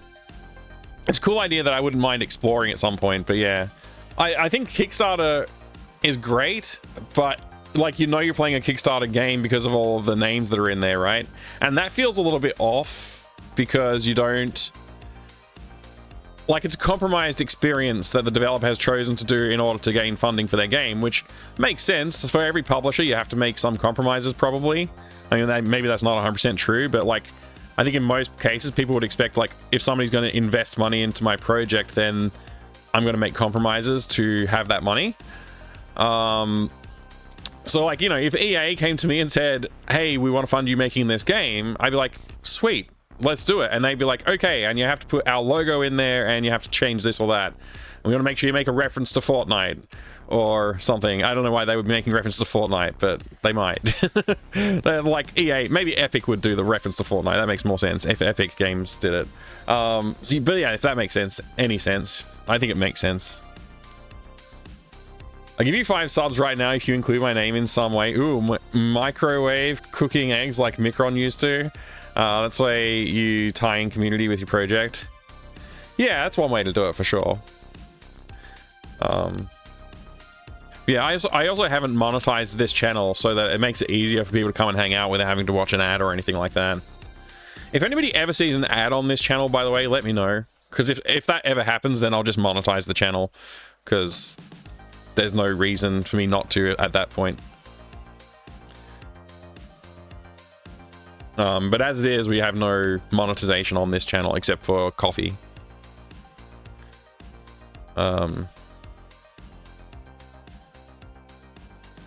So I can check that one off. We did that. We've added speech animations to Sierra. We could do that for Jenny. We could do that for Simon and the guard later on.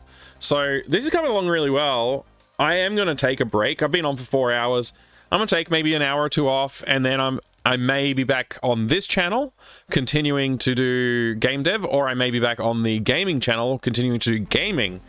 I'm not sure which I'm going to do. I kind of want to focus on the game dev though, honestly. I want to finish this game ASAP. So the more of this stuff that we do, the closer we get to getting the game done. Might be in bed by then, so I'll hopefully catch you later. Yeah, hopefully Refraction. How's the Godot stuff going, by the way? Hopefully that's going well. The amount of money required for product placement in movies is tremendous. Kickstarter games seem to allow far too much for a little bit of money. Yeah. On the one hand, though, like, I like that. People, like, it's enticing for a person to be like, okay, if I back this game at like slightly above retail, I can get my name in the game. That's cool. I like that. And it does encourage more people to give more money, which means you have more of a development runway, and all you have to do is type their name into the game, which is like, it's pretty good effort. But yeah, I don't mind like credits. If you do the ones who put it in the credits, like, here's the Kickstarter section, I like that. I think that's a cool idea.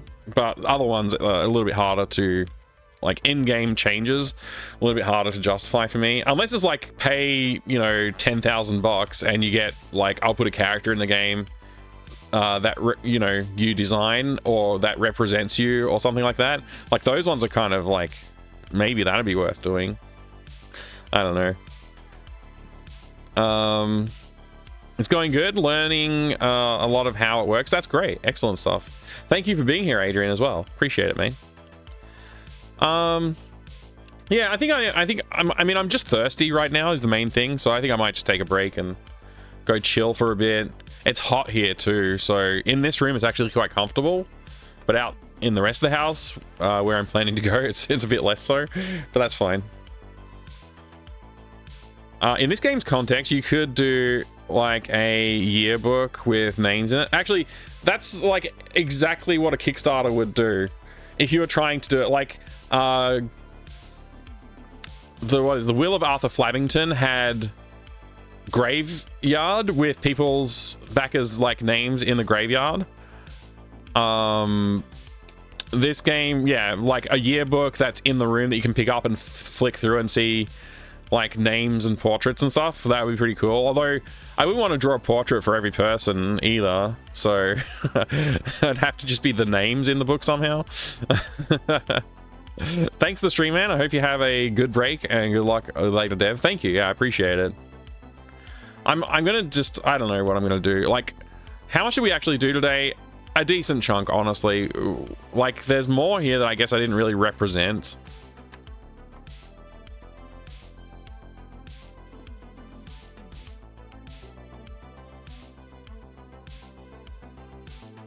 Yeah, I guess I did that too.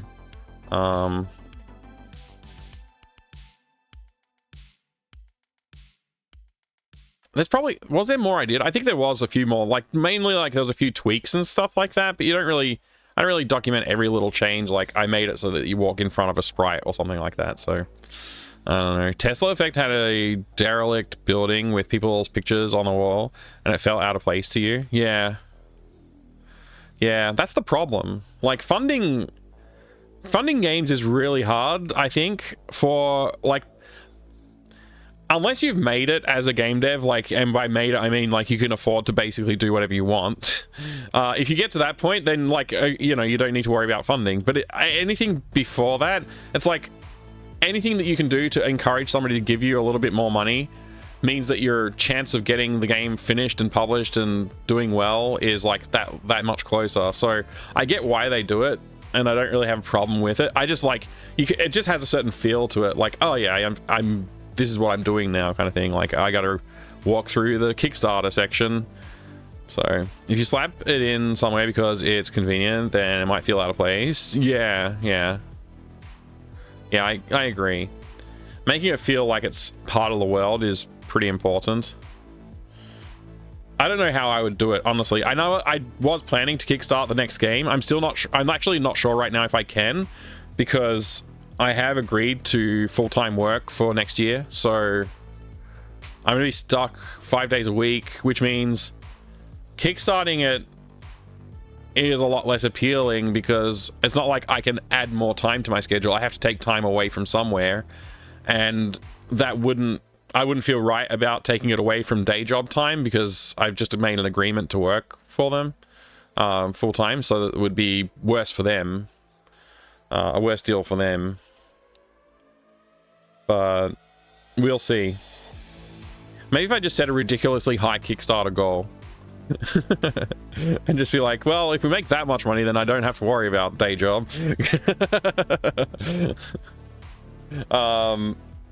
The other option is like, I just wait, like maybe I wait 6 months.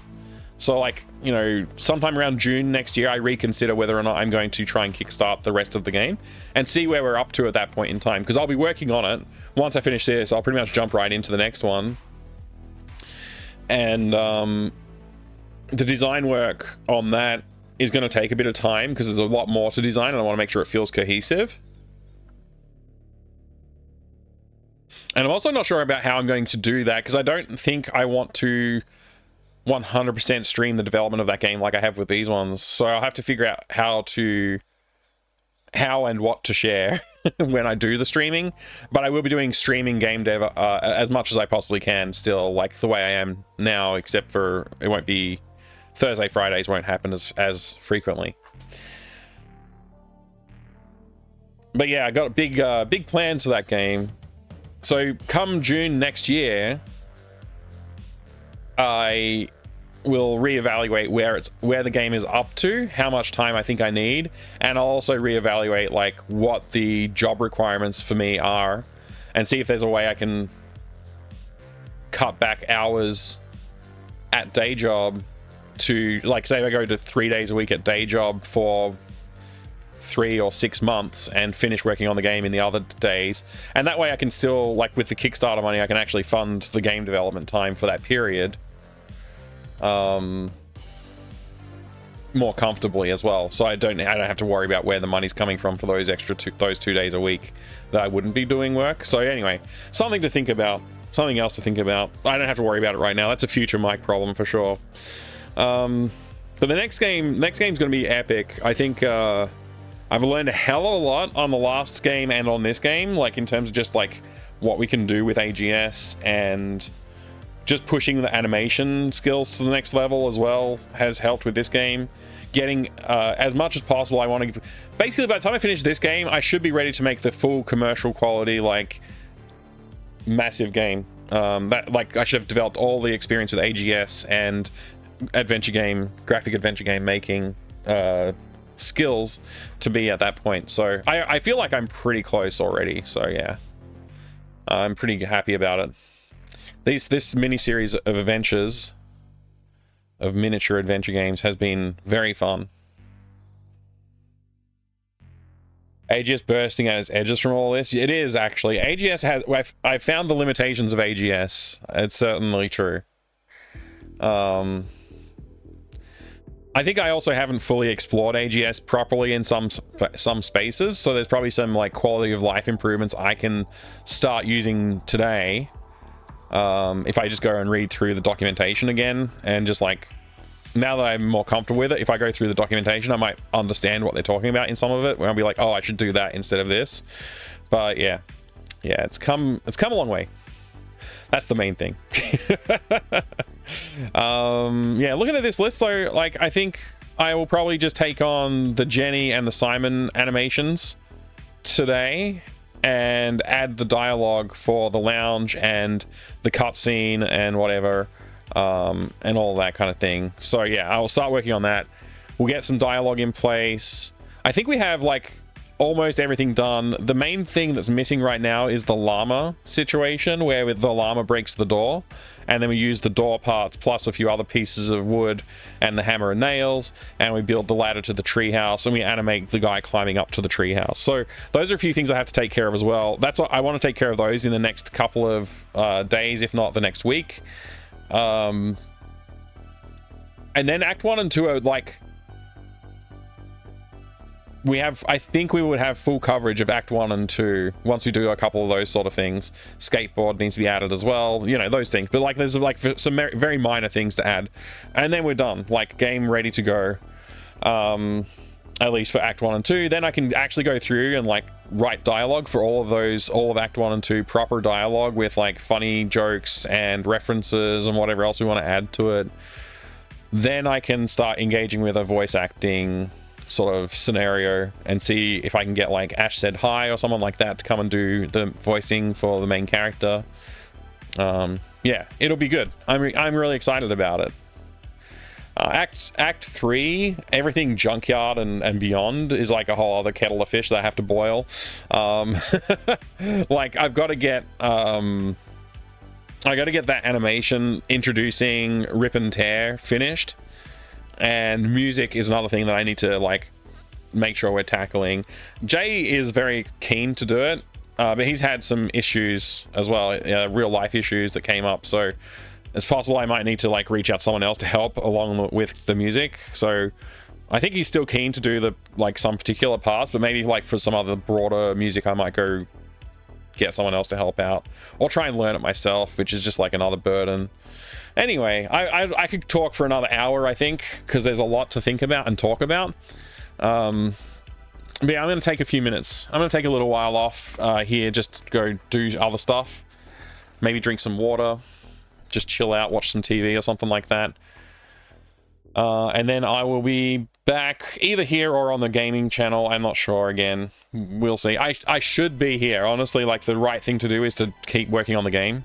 Because I do have much, I can see the end of my free time coming. So yeah, I probably should be focusing on the game rather than playing video games. We'll see. I'm not sure. But I'll talk to you later, everybody. Thank you again. I do appreciate it. You're all very, very wonderful people. I'll see you soon.